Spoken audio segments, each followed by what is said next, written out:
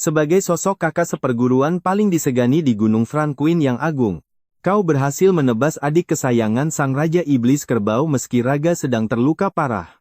Menyaksikan tragedi itu, amarah dan duka mendalam langsung membakar jiwa Sang Raja Iblis. Dia seketika berubah ke wujud aslinya dan menerjang ke arahmu dengan kemurkaan murni. Tatapanmu menajam, kau segera mundur meski tubuh Dharma raksasamu sudah bangkit berdiri. Sungguh pencapaian luar biasa. Kau sanggup memaksa Sang Raja Iblis melepaskan wujud aslinya. Namun hadapi amukan sejatinya dengan kultivasi tingkat bijak misterius saat ini terasa sangat berat. Meski lawan begitu mengerikan, harga dirimu takkan membiarkan kekalahan datang begitu mudah. Ranahmu memang melampauiku, tapi sanggupkah kau menahan tajamnya bilah pedangku sekarang? Kau kembali ke ukuran semula, lalu tiba-tiba mengeluarkan sebuah labu merah mustika yang legendaris. Aura pembunuh dari dalam labu itu meledak hebat tepat saat sihir Sang Raja mulai terkuras. Melihat benda itu, mata besar Sang Raja Iblis terbelalak ngeri sembari mengumpat panik. Ternyata itu adalah pisau terbang pemenggal dewa milik Luya yang sangat tersohor. Sebagai iblis agung, dia tahu betul reputasi senjata yang ditakuti oleh tiga alam tersebut. Dia sama sekali tak mengerti bagaimana pusaka keramat itu bisa jatuh ke tangan manusia. Apa bocah ini mencurinya? Pikirnya sesaat sebelum cahaya menyilaukan meledak dari dalam labu. Secepat kilat, pisau terbang pemenggal dewa itu melesat keluar dengan niat membunuh yang pekat. Cahaya suci itu mengincar selamatanya, menembus pertahanan Sang Raja dengan kecepatan luar biasa. Seketika itu juga, bulu kuduk Sang Raja Iblis meremang merasakan ancaman maut yang nyata. Kekuatan pusaka tersebut mulai mencabik roh sejatinya hingga ia kehilangan seluruh nyalinya. Sambil meraung kesakitan, Sang Raja Iblis pun memilih untuk berbalik dan lari terbirit-birit. Dia tahu reputasi senjata itu, pisau itu sudah memakan banyak korban sejak zaman kuno. Banyak makhluk fana hingga dewa telah tewas mengenaskan di bawah bayang-bayang harta karun ini. Walau kultivasi manusia di hadapannya terlihat rendah, dia tetap tidak mau ambil risiko.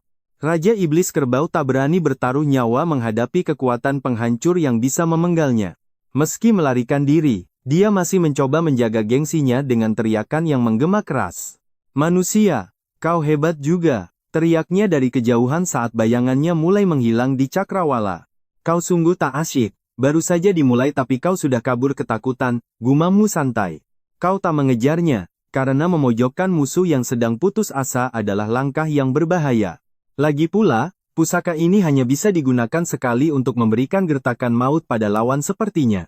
Jika dia membawa bala bantuan iblis lainnya, posisimu saat ini pasti akan sangat terdesak." Namun kejutan manis datang. Energi sihir dalam tubuhmu tiba-tiba menunjukkan tanda-tanda untuk meningkat lagi. Padahal kau baru saja menembus tahap menengah dari ranah abadi misterius belum lama ini. Dan sekarang kau sudah berada di ambang pintu menuju tahap tingkat lanjut yang legendaris. "Ini bukan salahku jika bakatku terlalu jenius," keluhmu sombong sambil menstabilkan aliran kekuatanmu. Tanpa hambatan, tahap lanjutan pun kau capai saat hawa murni mulai menyelimuti seluruh ragamu. Inilah atribut ketiga yang berhasil kau padatkan dalam proses kultivasi yang sangat luar biasa. Dengan pencapaian ini, kau tinggal selangkah lagi menuju puncak kejayaan sebagai seorang abadi. Begitu semua elemen dalam dadamu menyatu sempurna, gerbang ranah abadi sejati akan terbuka lebar. Setelah itu, tantanganmu adalah menumbuhkan 3 bunga suci di atas kepalamu sebagai tanda kemurnian. Namun semua itu masih jauh. Fokus jangka pendekmu adalah menyempurnakan seluruh energi di jiwamu. Selama berbulan-bulan berikutnya, kau terus berkelana melintasi berbagai kota besar di dunia manusia. Banyak iblis pengganggu yang kau temui, namun mereka bukanlah tandingan yang berarti bagimu sekarang. Dengan kekuatan barumu, kau bisa membasmi mereka semua dengan mudah tanpa bantuan senjata pusaka. 6 bulan kemudian, di sebuah puncak gunung yang kaya akan energi, petualangan barumu dimulai. Kau bermeditasi tenang. 5 warna energi suci memancar indah menyelimuti tubuhmu dengan cahaya benderang. Senjata pusaka dalam dadamu akhirnya terkondensasi sempurna, seberkas kilat emas kini berkilat tajam di matamu. Hatimu bergetar bangga, dalam 6 bulan ini kau berhasil menyerap energi bumi yang dahsyat secara beruntun. Setelah energi air, kini hanya tersisa elemen kayu untuk melengkapi harmoni 5 unsur dalam dirimu. Namun, berkat kekuatan petir yang kau serap, siklus senjata legendaris ini tetap berjalan dengan sempurna. Kini aliran kekuatannya tak terbatas. Aura keberadaanmu berubah drastis menjadi sosok yang benar-benar tak terhentikan.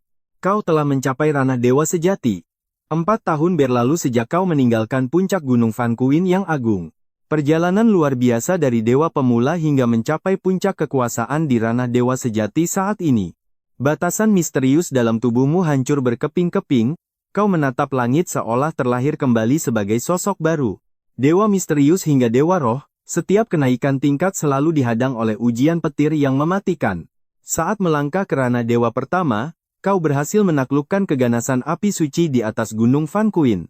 Dan ketika memasuki ranah dewa misterius, badai petir kedua di Gunung Futu tak mampu menghentikan langkahmu. Kini, saat kau menyentuh ranah dewa roh, ujian petir ketiga dari 3 cobaan besar akhirnya tiba. Langit mendadak gelap gulita, awan hitam bergejolak liar melepaskan sambaran kilat yang membelah angkasa dengan dahsyat. Berbeda dari sebelumnya, kali ini kau justru tersenyum tenang dan mulai menikmati setiap serangan petir itu. Cincin ruangmu menyimpan energi listrik murni, meski petir kesengsaraan ini sangatlah mematikan bagi orang biasa. Bagimu, ini hanyalah cara menempa tubuh fisik. 81 sambaran petir menghujammu tanpa henti. Kekuatan dewa roh milikmu kini semakin stabil, kau memanfaatkan energi langit itu untuk transformasi raga yang sempurna. Tubuhmu jauh lebih kuat dari sebelumnya. Setengah bulan berlalu, suasana hatimu sangat cerah hari ini. Usai melewati ujian petir dewa roh, kau kembali ke peradaban, namun raut wajahmu mendadak berubah serius. Kau terpaku di depan sebuah prasasti batu kuno yang bertuliskan negeri wanita yang penuh misteri. Menatap kota yang ramai di balik batas itu, kau teringat kisah legendaris perjalanan ke arah barat. Rombongan biksu suci pernah terjebak di sini. Sebagai pengelana waktu, rasa penasaranmu kini mulai bergejolak hebat. Negeri wanita yang terkenal di kehidupan masa lalumu kini ada di depan mata, hasratmu untuk masuk tak tertahankan. Tanpa ragu, kau melangkah mantap menuju gerbang utama kota yang tak jauh dari posisi berdirimu. Tak butuh waktu lama bagimu untuk menapakkan kaki di tanah kerajaan Siliang yang seluruh penduduknya adalah wanita. Begitu masuk ke dalam kota, sejauh mata memandang, hanya terlihat kerumunan wanita cantik dengan berbagai pesona. Namun ada yang aneh, kau menyadari raut wajah mereka tampak sangat layu dan begitu kelelahan. Aura keletihan yang luar biasa menyelimuti mereka. Hal ini terasa sangat janggal dan tidak masuk akal bagimu. Bukankah seharusnya negeri wanita itu damai? Namun pandangan para wanita itu kini tertuju tajam padamu. Tatapan mereka yang penuh damba membuatmu merasa tidak nyaman, seolah kau adalah mangsa yang baru muncul. Banyak pria di duniamu dulu mendambakan tempat ini, menganggapnya sebagai keberuntungan yang tiada tara di dunia. Namun jika melihat kenyataan ini, tubuh sekuat besi pun pasti akan hancur menghadapi gairah mereka. Kabar tentang kedatangan seorang pria asing menyebar secepat kilat hingga mencapai telinga para petinggi istana megah. Penasihat agung kerajaan yang terkejut langsung bergegas menuju aula utama untuk menghadap sang ratu yang berkuasa. Dengan hormat yang mendalam, dia memberi salam di depan ratu kerajaan wanita dan mulai berbisik pelan. Melaporkan bahwa seorang pria telah memasuki wilayah mereka hari ini, menunggu keputusan mutlak dari Yang Mulia. Ratu sempat tertegun sejenak sebelum memerintahkan agar pria itu segera dibawa ke hadapannya di istana. Sejak kecil dia hanya mendengar legenda tentang pria, namun belum pernah sekalipun melihat wujud aslinya langsung. Kali ini sang ratu ingin membuktikannya sendiri. Penasihat agung pun segera melaksanakan titah suci tersebut. Pasukan elit wanita bersenjata lengkap segera memadati jalanan kota, dipimpin langsung oleh sang penasihat agung. Atas perintah Yang Mulia Ratu Kerajaan Siliang, aku memintamu untuk mengikuti kami menuju istana sekarang juga. Begitu mendengar ucapan tegas itu, kau hanya mengangguk tenang tanpa rasa takut sedikit pun di hatimu. Kau sudah memprediksi hal ini sejak awal. Kehadiran seorang pria pasti akan mengguncang kekuasaan kerajaan ini. Namun kau sangat kuat dan berani. Tentu saja, aku tidak gentar. Mari, tunjukkan jalannya, Guru Agung. Kau mengikuti Guru Agung menuju istana, menarik perhatian banyak mata yang penasaran sepanjang jalan. Setibanya di aula utama, sosok ratu yang begitu anggun langsung memikat pandanganmu. Duduk berwibawa di takhta Phoenix, sang ratu menatapmu dengan rasa ingin tahu yang besar. Yang Mulia, dia telah tiba. Guru Agung melapor, disambut anggukan perlahan dari sang ratu. Inilah pertama kalinya ia melihat seorang pria sejak kau memulai perjalanan panjang kultivasimu. Tempaan jiwa dan raga setiap hari membuat sosokmu tampak luar biasa dan sangat memikat. Parasmu yang menawan membuat Guru Agung menyadari bahwa tatapan ratu mulai terpaku padamu. Sang ratu tampak terpesona hingga Guru Agung harus berdeham kecil untuk menyadarkannya kembali. Ratu tersenyum canggung. Guru Agung lalu melangkah maju dan membisikkan sesuatu pada sang penguasa. Yang mulia, pria ini memiliki aura luar biasa dan kekuatan sihir yang sangat dalam. Mungkin dialah jawaban untuk menyelesaikan petaka di negeri kita. Seorang kultivator agung. Mata indah ratu terbelalak. Ia tahu sang Guru Agung juga memiliki ilmu kanuragan. Meski ilmu Guru Agung terbatas, ia mampu merasakan betapa dahsyatnya kekuatan pria di hadapannya. Jika pria ini benar-benar sakti, mungkinkah ia bisa mengakhiri penderitaan di negeri ini? Masalah Bozong harus tuntas. Meski mereka tampak tenang, matamu yang tajam mampu melihat segalanya. Kini kau mengerti mengapa wajah rakyat Bozong di negeri ini dipenuhi rasa putus asa. Apakah hanya negeri ini yang menderita? Usai berbasa-basi, kau melangkah maju dengan penuh wibawa. Kau memberi hormat di depan takhta Phoenix. Seorang kultivator datang menghadap Yang Mulia Ratu. Sebenarnya, tingkat kultivasimu tak mengharuskanmu tunduk pada manusia, tapi kau tetap menjaga tata krama. Kau bukanlah sosok yang angkuh. Melihat rasa hormatmu, sang ratu pun merasa sangat tersanjung. Wahai yang abadi, kau terlalu sungkan. Bangunlah, silakan duduk di tempat yang telah disediakan. Beri dia kursi, titah ratu sambil turun dari takhtanya. Akulah penguasa negeri wanita Silian. Panggil aku yang mulia, atau cukup panggil namaku, Qinwei. Sejujurnya, jika kau pria biasa, ratu takkan seantusias ini. Namun, kau adalah pengecualian yang nyata. Manusia sangat mendambakan keabadian. Apalagi dengan ketampananmu, sang ratu mulai kehilangan ketenangannya. Kau mengangguk sopan dan duduk. Yang mulia, saat aku memasuki kota tadi, aku merasakan aura yang ganjil. Apakah ada kejadian buruk yang sedang menimpa negerimu? Seketika wajah cantik Qinwei berubah muram. Ia tak ingin menyembunyikan kebenaran darimu. Beberapa hari ini, kejadian misterius menghantui kami. Rakyat kami menghilang satu demi satu. Tim penyelidik tak pernah kembali. Karena itulah, aku dan Guru Agung mulai merasa curiga. Kami menduga ini ulah iblis. Qinwei membungkuk tulus, memohon bantuanmu dengan sepenuh hati. Kedatanganmu adalah mukjizat, bantulah aku menyelamatkan rakyat dari bencana yang mengerikan ini. Seluruh rakyat akan berhutang budi padamu. Saat suara Qinwei melemah, suasana aula menjadi hening. Seluruh pejabat dan dayang istana pun serentak bersujud, memohon agar kau segera turun tangan. Kini kau memahami sepenuhnya benang merah masalah yang sedang mencekam negeri wanita ini. Banyak nyawa menghilang secara misterius, dan kekuatan militer mereka tak berdaya mengungkap pelakunya. Penyebabnya masih menjadi misteri besar. Dari sudut pandang manapun, ini bukanlah kejadian biasa. Besar kemungkinan ini adalah campur tangan kekuatan gelap. Kau sudah sering menghadapi hal serupa.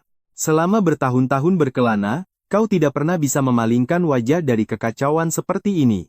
Setiap kali kau menumpas kejahatan, berkah surgawi akan memperkuat kultivasimu dengan sangat pesat. Itulah rahasia di balik kekuatanmu yang luar biasa. Sambil memikirkan hal itu, kau bertindak. Kau mengangguk tenang pada ratu. Jangan khawatir yang mulia, karena aku sudah di sini, aku takkan tinggal diam. Ratu sangat bersyukur dan terus mengucap terima kasih padamu. Kau berpamitan. Dengan kekuatan batinmu, kau mampu memindai seluruh negeri dalam sekejap mata. Namun, ada keganjilan yang menyelimuti. Tak ada secercah pun energi iblis terdeteksi di seluruh penjuru negeri ini. Hanya aliran sungai di luar kota yang memancarkan hawa maut. Mungkinkah sumber petaka ini bukanlah dari roh jahat, melainkan racun dari jantung sungai itu sendiri? Setelah terdiam dalam keraguan, bayanganmu mulai bergerak menuju sumber misteri itu. Langkahmu membawamu ke tepi aliran keramat. Inilah sungai ibu bagi kaum Hawa, sang sungai mutiara yang melegenda. Sang sungai mutiara kini memuntahkan riak bunga yang membawa aroma maut pekat dan sangat menyesakkan jiwa. Pusaran energi terkutuk di sana sungguh mengerikan. Bagi mereka yang tak berkultivasi, hawa ini nyaris mustahil untuk dirasakan. Begitu kakimu menginjak tepiannya, sebuah lengkingan ganjil dan mencekam tiba-tiba bergema dari dasar kegelapan air yang dalam. Seorang pria di kerajaan wanita, sungguh mangsa tak terduga. Biarlah takdir menuntun ajalnya di sini. Darah sucinya setara dengan 10.000 nyawa. Saat suara itu memudar, permukaan sungai pun mulai bergejolak hebat. Sesosok bayangan merah darah melesat keluar. Matamu terpaku pada wujud mengerikan yang baru saja menampakkan dirinya ke permukaan. Kau sedikit terperangah. Meski menyerupai manusia, ukurannya jauh lebih raksasa dengan paras yang begitu buruk rupa dan menjijikkan. Seluruh tubuhnya dipenuhi duri tulang tajam. Inilah klan Asura yang pernah diceritakan oleh leluhur Bodhi kepadamu dahulu kala. Beliau pernah mengisahkan tentang 10.000 suku di dunia, dan klan Asura adalah salah satu yang paling kejam. Sejak Pangu membelah langit, badai kesengsaraan terus menghantam dunia, tak menyisakan satu pun kaum yang bisa hidup tenang. Hanya klan Asura di bawah lindungan leluhur Styx yang memilih bersembunyi dalam keabadian lautan darah di dunia bawah. Karena sang leluhur Ming merupakan perwujudan dari darah kental Dewa Agung, para anggota klan ini memiliki haus darah. Tampaknya, mereka telah mengkhianati wilayah sendiri demi merambah dunia fana dan memburu aura kehidupan yang begitu murni. Inilah alasan mengapa makhluk busuk ini hanya berani mendekam di dasar sungai Zinu, bukannya menyerang secara terang-terangan. Mereka lebih memilih bergerak dalam bayang-bayang, daripada harus membantai penduduk atau menguras energi kehidupan secara paksa dan terbuka. Menyadari hal itu, teka-teki tentang penderitaan negeri ini mulai terungkap. Kau kini memahami akar dari segala kekacauan ini. Tak kusangka, kehadiran seorang pria dengan aura kultivasi yang melimpah justru memancing gairah lapar dari klan terkutuk ini. Sosok Asura itu menatapmu dengan penuh nafsu, seolah-olah kau adalah hidangan termanis yang pernah ia temui seumur hidupnya. Air liurnya menetes deras. Namun kau hanya tertegun melihat kebodohannya yang berniat melahapmu dengan mulut raksasanya yang bau. Sungguh, ketidaktahuan adalah berkah yang semu. Seketika, kilat dahsyat menyambar tepat di atas kepala makhluk malang itu. Kekuatan tak terbatas menghantamnya begitu cepat, hingga ia tak sempat mengeluarkan jeritan terakhir sebelum raganya hancur menjadi debu. Siapa yang berani menyentuh kaum Asuraku? Bersamaan dengan kematiannya, sebuah raungan murka mengguncang langit dan bumi secara bersamaan. Tekanan magis yang luar biasa hebat menindih atmosfer. Ternyata, makhluk menjijikkan ini tidak datang sendirian ke tempat ini. Keraguan muncul di benakmu. Mengapa klan Asura berkumpul sebanyak ini di negeri yang tak memiliki kekuatan militer besar? Biasanya mereka bergerak secara rahasia, namun di kerajaan wanita Silian ini, mereka justru bertindak sangat liar dan tanpa ketakutan. Keberanian mereka sungguh keterlaluan.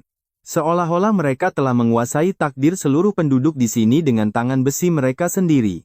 Air sungai Zinu kembali bergejolak hebat. Satu persatu anggota klan Asura mulai bermunculan ke permukaan dengan aura mematikan. Ada lebih dari 20 makhluk. Bahkan yang terlemah pun sudah mencapai tingkat keabadian sejati, sungguh perlawanan yang merepotkan. Ada pula dewa misterius. Bahkan pemimpin mereka adalah seorang dewa emas bernama Tian Yue yang memiliki aura sangat menindas. Bocah sialan itu telah membantai saudara kita. Teriak mereka sambil memohon keadilan kepada sang pemimpin yang berdiri angkuh. Pandanganmu beralih pada sosok Tian Yue. Seorang Asura tingkat dewa emas dengan fisik yang sangat kokoh dan mengintimidasi. Tubuhnya dipenuhi duri tulang tajam dengan jubah merah darah yang berkibar sombong, menantang angin yang berhembus di sekitar sungai. Mungkinkah semakin tinggi tingkat kultivasi klan Asura, maka wajah mereka akan menjadi semakin buruk rupa dan sangat menjijikkan? Kau mengucapkan itu dengan nada yang tenang. Padahal, rahasia memalukan klan Asura sudah tersohor di seantero 3 alam.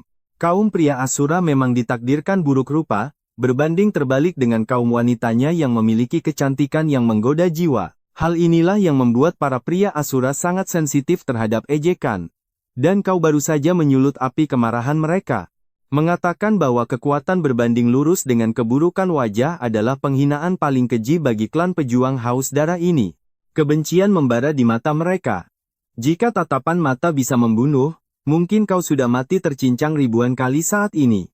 Lancang. Aku Jenderal Agung Tian Yue, takkan membiarkan manusia sepertimu menghina klan kami.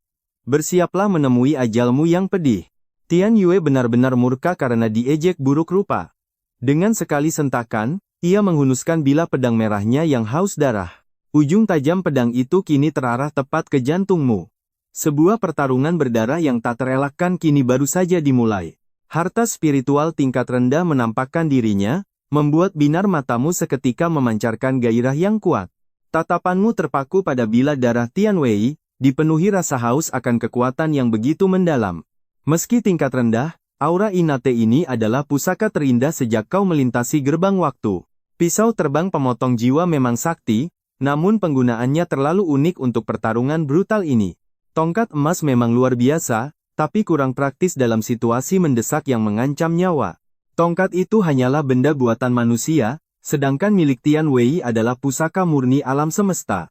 Asal-usulnya pasti luar biasa, namun kau tak peduli siapapun sosok yang melindunginya saat ini. Sekalipun dia keturunan leluhur Styx, apakah aku harus gemetar ketakutan di hadapan takdirnya yang agung? Aku menginginkan pedang itu, ucapmu tenang, seranganmu langsung membelah udara dengan sangat cepat. Seranganmu melesat, membuat Tian Wei terpana tak menyangka manusia rendahan berani menantang maut lebih dulu. Sebagai ahli Golden Immortal, dia segera membalas dengan keangkuhan yang meluap-luap dari jiwanya. Jiwa pedangnya membesar, insting membunuh klan Ashura meledak dalam satu gerakan liar yang mematikan. Merasa dihina, Tian Wei meraung saat senjata kalian beradu hingga menciptakan dentuman yang sangat keras. Aura membunuh menyelimuti sungai, membuat seluruh anggota suku Ashura terdiam membeku karena ngeri melihatnya. Pertarungan dua Golden Immortal pecah, mengguncang seluruh dunia dengan kekuatan yang luar biasa dahsyat. Meski memegang pedang darah, Tian Wei justru terdesak oleh tekanan kekuatan manusia yang sangat luar biasa. Langit dan bumi seakan berguncang, ombak besar mengamuk mengikuti irama pertarungan yang kian memanas. Bila darah itu menebas membabi buta, namun tak mampu menembus pertahananmu yang sekuat baja. Suara dentingan logam bergema, tiba-tiba satu bayangan terpental jauh di luar dugaan semua orang. Tuan Tian Wei kalah, suku Ashura terbelalak menyaksikan pemimpin mereka terhempas dengan begitu tragisnya. Mata mereka melotot ngeri, melihat sosok perkasa Tian Wei terlempar ke dalam pusaran air sungai. Dengan raungan terkutuk, Tian Wei muncul kembali dengan mata merah yang dipenuhi amarah gila. Mana mungkin Golden Immortal pemula sepertimu sekuat ini? Teriaknya penuh kebencian dan ketidakpercayaan yang mendalam. Pedang darahnya bergetar hebat saat mantra kuno yang mengerikan mulai keluar dari bibirnya yang pucat. Anggota suku Ashura tiba-tiba membeku, wajah mereka pucat pasi dilanda ketakutan yang sangat luar biasa. Tuan Tian Wei akan mengorbankan kita. Berhenti, teriak mereka memohon belas kasihan di tengah keputusasaan. Karena tak sanggup menang, dia tega menumbalkan sukunya sendiri demi mendapatkan kekuatan hitam yang terlarang. Mereka tahu betul arti mantra itu, sebuah ritual kematian yang tak memberikan ruang untuk melarikan diri. Ratapan pilu menggema, memohon agar Tian Wei menghentikan pengorbanan darah yang sangat keji tersebut. Namun iblis tetaplah iblis, senyum kejam Tian Wei mereka saat dia bersiap menghabisi mangsa manusianya. Mati di bawah ritual darahku adalah takdirmu. Tawanya menggelegar layaknya monster dari neraka terdalam. Satu persatu anggota sukunya berubah menjadi cahaya darah, menyatu masuk ke dalam tubuh Tian Wei. Dalam sekejap, aura Tian Wei berubah menjadi sosok yang jauh lebih menyeramkan dan sangat mengerikan. Pengorbanan yang menarik, gumammu dengan senyum tipis yang mematikan tersungging di sudut bibirmu yang tenang. Tadinya aku khawatir kau punya banyak pelindung, tapi sekarang kau justru menghancurkan mereka semua sendiri. Jangan salahkan aku jika aku bertindak kasar, ucapmu sambil mengeluarkan labu merah pusaka yang legendaris. Penutup labu terbuka, melepaskan kilatan cahaya spiritual yang membela kegelapan dengan kekuatan sangat dahsyat. Pisau terbang pemotong dewa muncul, membuat mata Tian Wei hampir melompat keluar karena ketakutan murni. Jangan bunuh aku. Aku adalah putra kesayangan leluhur Styx. Jeritnya dalam kepanikan yang sangat luar biasa. Ketakutan melanda jiwanya saat dia menyebut nama ayahnya demi memohon nyawa yang hampir melayang itu. Kau hanya menjawab dingin, wahai pusaka, berputarlah, mengabaikan ancaman latar belakang keluarganya yang agung. Nama leluhur Styx memang cukup untuk membuat seisi tiga alam bergetar hebat karena ngeri mendengarnya. Meski terkurung di dasar lautan darah, kekuatannya tetaplah legenda yang mampu mengguncang langit dan bumi. Bukannya tak mampu keluar, dia hanya memilih untuk tetap diam di kedalaman neraka yang gelap. Lautan darah takkan kering, Styx abadi, bahkan di hadapan 6 orang suci penguasa langit bumi. Tak ada yang berani memicu kemarahan monster tua Styx tanpa alasan kuat. Kekuatan sang ayah membuat Tian Wei bisa bertindak semena-mena selama ini. Sial baginya, hari ini ia bertemu murid langsung dari leluhur Subuti. Dari Gunung Fangchun, Kau bertindak tegas menghancurkan musuh tanpa ragu sedikit pun. Kilatan pisau terbang melesat. Sekali tebas, kepala Tian Wei jatuh dan ia tewas. Seiring tewasnya Tian Wei, aura jahat di sungai ibu anak mulai sirna perlahan. Melalui kesadaran ilahi, kau merasakan pahala langit turun menyelimuti jiwamu. Bencana sungai teratasi, meski asal-usul klan Ashura itu masih menjadi misteri. Membunuh putra angkat monster Styx berarti memancing badai besar yang mengerikan. Sang monster pasti segera tahu. Kau pun terdiam dalam renungan sunyi. Bertahun-tahun meninggalkan Gunung Fangchun, kini kau telah mencapai ranah Golden Immortal. Sudah saatnya kembali ke Gunung Fangchun untuk menemui Sang Guru Agung. Sebelum pergi, kau mengambil pedang panjang merah darah milik tangan Tian Wei. Pedang penuh energi iblis itu kini tunduk dan menyatu dengan kekuatanmu. Harta karun kuno sehebat ini tak mungkin kau tinggalkan begitu saja. Seluruh kerajaan wanita ternyata menyaksikan pertempuran hidup mati yang dahsyat itu. Saat sungai kembali tenang, mereka melihatmu telah berhasil membinasakan monster itu. Sorak-sorai pecah, namun seketika hening saat melihatmu pergi dengan sangat anggun. Wajah cantik Ratu Qingwei tampak muram, menyimpan lara cinta yang tak terbalas. Kau pergi meninggalkan kerajaan itu tanpa memedulikan perasaan Qingwei yang hancur. Di lautan darah dunia bawah, kematian Tian Wei memicu gelombang amarah yang luar biasa. Sebagai pemimpin klan Ashura, iblis tua Ming He sangat menyayangi setiap anggota klannya. Klan Ashura diciptakan dari esensi darahnya, mereka adalah bagian dari tubuhnya sendiri. Saat Tian Wei gugur, sang leluhur iblis langsung merasakannya di dalam sukma. Itulah alasanmu segera pergi. Nama besar monster Styx menggetarkan 3 alam. 2 pedang dewanya, Yuan Tu dan Abi, mampu membunuh tanpa meninggalkan jejak karma. Setelah sekian lama, amarahnya meledak demi putra angkat yang paling ia manjakan. Ramalannya buntu, ia tak mampu melacak identitas maupun asal-usul sang pembunuh. Styx sangat geram. Apakah dunia telah melupakan betapa mengerikannya eksistensi dirinya? Tian Boxain dan Peri Jade. Perintah dijatuhkan, menggetarkan seluruh samudera darah. 2 bayangan merah muncul bersimpuh bagai hantu di kaki sang iblis tua. Dengan penuh hormat dan haus darah, mereka menundukkan kepala sangat dalam. Pergilah ke dunia fana. Seret dan habisi pembunuh Tian Wei sekarang juga. Perintah itu mengejutkan mereka, tak menyangka situasinya akan menjadi segenting ini. Mereka tak percaya putra kesayangan guru mereka telah tewas di dunia fana. Siapakah sosok berani yang menantang maut itu? Kami laksanakan perintahmu, guru. Meski penuh tanya, mereka segera memimpin pasukan Ashura menuju bumi manusia. Ribuan roh dendam di lautan darah meraung mengiringi keberangkatan pasukan iblis. Apa mereka pikir aku sudah tak punya taji lagi? Amuk Ming He. Tiba-tiba, senandung Buddha bergema kuat. Amitabha, Ming He, kau terlalu menuruti nafsu. Suara itu memicu kekesalan luar biasa di hati sang monster tua Styx. Apakah kejadian ini ada hubungannya dengan kaum Buddha? Bodhisattva Ksitigarbha. Kehadiran Ksitigarbha di lautan darah selama ini selalu membuat Styx merasa muak. Munculnya sang bodhisattva secara mendadak tentu saja mengundang kecurigaan yang besar. Masalah ini sama sekali tidak ada kaitannya dengan kami, jawab Ksitigarbha tenang. Ras alien Asura sebenarnya tak punya hak di sini. Bisa menetap di lautan darah Nether hanyalah sebuah belas kasihan langit yang semu. Jika sesuatu menimpa leluhur Asura, bukan hanya kaum surgawi yang menjaga stabilitas 3 alam yang akan murka. Bahkan pihak penganut Buddha pun takkan tinggal diam melihat kekacauan besar yang akan melanda dunia ini. Sang guru berujar bahwa petua Ksitigarbha sebenarnya demi kebaikan Styx. Sayangnya, sang patriark tua itu sudah dibutakan oleh amarah. Ia takkan sudi mendengar dogma Buddha. Kau pikir aku tak tahu rencana licik yang kalian susun selama 10 tahun? Hentikan sandiwara belas kasihmu itu. Serunya geram. Kematian Wu Zetian telah meninggalkan luka yang harus dibayar dengan darah. Amarah yang menyesakkan dada itu harus dilepaskan. Bodhisattva Ksitigarbha hanya terdiam, hanya desah napas panjang penuh duka yang terdengar. Marsekal Tianping dan Kaisar Giok memimpin klan Asura keluar dari sarangnya. Mereka memburu sosok haus darah yang membantai Tian Wei. Pencarian besar-besaran pun mengguncang dunia fana.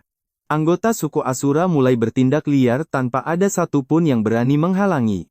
Dalam sekejap, kemarahan langit dan dendam manusia pun meledak. Sebagai penguasa 3 alam, Kaisar Giok tak bisa terus berdiam diri. Takdir tiga alam kini dipertaruhkan. Sang Kaisar Giok dari Istana Surgawi akhirnya memutuskan untuk turun tangan secara langsung. Di gerbang selatan, Raja Surgawi Li Jing yang membawa pagoda suci mulai memimpin 10.000 prajurit dan jenderal langit. Mereka bergerak menuju dunia fana demi meredam pemberontakan suku Asura yang kian membabi buta dan tak terkendali. Tiga alam mulai bergejolak hebat, namun sang pemicu badai ini justru belum menyadari kekacauan dahsyat yang telah ia ciptakan. Tanpa tahu dampak mengerikan dari kematian Tian Yao, kau memilih untuk langsung kembali menuju dekapan Gunung Fangchun. Baru saja kau menginjakkan kaki di gerbang sekte dan belum sempat memberi hormat pada sang Patriark Bodhi, sebuah kabar mengejutkan tiba. Dari bibir para saudara seperguruan, kau mendengar bahwa Sun Wukong sedang menerima teguran keras selama beberapa tahun terakhir ini. Tampaknya, Wukong berlatih dengan sangat gila karena terpicu oleh pencapaianmu. Ia menempa dirinya di Gunung Fangchun tanpa kenal lelah. Hanya dalam beberapa tahun singkat, ia secara ajaib telah menguasai 72 transformasi bumi dengan sangat sempurna. Hal inilah yang memicu para murid lain untuk menghasut Wukong agar memamerkan kesaktiannya yang luar biasa di Gunung Fangchun. Saat kau tak ada, Wukong yang haus akan pengakuan merasa bangga bisa menunjukkan kehebatan 72 transformasinya itu. Di hadapan seluruh saudara seperguruannya, ia menjadi pusat perhatian. Namun, atraksi itulah yang justru memicu kemarahan sang guru. Patriark Subhuti pun menghardik Wukong. Mungkinkah kehadiranmu sebagai penjelajah waktu telah mempercepat hari pengusiran Sun Wukong dari gunung ini? Sebuah firasat buruk terlintas di benakmu. Setelah mencari tahu keberadaan sang guru, kau pun segera berlari menuju ke sana. Semua orang tahu bahwa pamer kekuatan dan teguran keras dari Patriark Subhuti adalah pertanda akhir masa berguru sang kera sakti. Namun dalam ingatanmu, Wukong seharusnya baru menguasai sihir setelah 7 tahun dan diusir setelah 20 tahun bermukim di sini. Kenyataannya sekarang, ia baru berada di gunung ini sedikit lebih dari 5 tahun. Mengapa alur sejarah bisa menyimpang sejauh ini? Sambil terus merenung, langkahmu membawamu ke balik gunung. Di sana, sebuah suara lembut yang penuh kejutan menyapa pendengaranmu. Kau mendongak dan melihat Yang Chen bersama Tuan Putri keempat dari Laut Timur sedang berjalan ke arahmu dengan anggun. Guratan kebahagiaan terpancar jelas dari wajah kedua wanita cantik itu. Ya, aku baru saja kembali ke Gunung Suci ini. Ku dengar Patriark ada di belakang gunung, jadi aku datang untuk menemuinya, ucapmu sambil membalas sapaan hangat mereka dengan sopan. Tepat pada saat itu, gema suara Patriark Subhuti yang berwibawa terdengar membahana dari arah lembah di balik gunung tersebut. Kau mempertajam pendengaranmu untuk memastikan kecurigaanmu. Wukong, sudah berapa lama kau menimba ilmu di bawah bimbingan sektaku ini? Tak lama kemudian, terdengar suara Sun Wukong yang menjawab dengan nada penuh keraguan, Guru, muridmu ini telah berlatih selama 5 tahun. Sekarang kau telah menguasai segalanya, tak ada lagi ilmu yang bisa kuberikan padamu. Turunlah dan tinggalkan gunung ini sekarang juga. Saat perintah sang patriark bergema, suara Wukong yang penuh keterkejutan kembali terdengar, Guru, kemana hamba harus pergi jika meninggalkanmu? Kembalilah ke tempat asalmu. Sahut Patriark Subhuti dengan nada bicara yang sangat tegas, tak menyisakan ruang sedikit pun untuk bernegosiasi. Tatapan tersembunyi pun tertuju pada Yang Chen dan Hao Tian. Di atas altar yang puitis, tampak Wukong sedang bersimpul lemas di tanah. Sang Patriark berdiri membelakangi muridnya itu. Mendengar titah pengusiran tersebut, Sun Wukong merasa dunianya runtuh bagaikan tersambar petir di siang bolong. Dengan penuh keputusasaan, ia mulai bersujud berkali-kali hingga dahinya menyentuh tanah. Guru, hamba mengaku salah. Hamba mohon ampun. Tolong jangan usir hamba, Guru. Hamba telah menerima begitu banyak ilmu dan kasih sayang darimu selama berada di sekte ini. Budi baikmu bahkan belum sempat hamba balas, mana mungkin hamba bisa pergi begitu saja, rintih Wukong dengan suara yang menyayat hati. Sun Wukong terus memohon dengan sangat pedih. Namun, bagaimana mungkin seorang Patriark Subhuti akan menarik kembali kata-kata yang telah terucap, kau yang menyaksikan dari kejauhan pun merasa pilu. Kau sadar sepenuhnya bahwa roda takdir dan rencana besar ini takkan bisa kau hentikan. Perpisahan yang menyakitkan ini adalah bagian dari skenario agung, 3 alam yang harus dijalani oleh sang kera sakti demi masa depannya.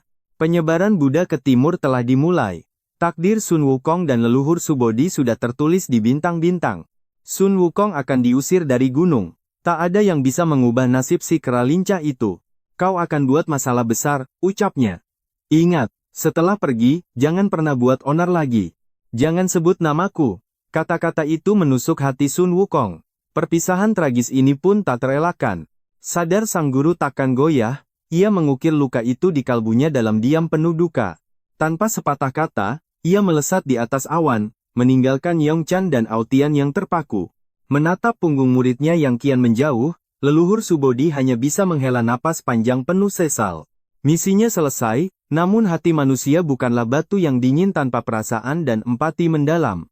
Bagaimana mungkin ia tak hancur?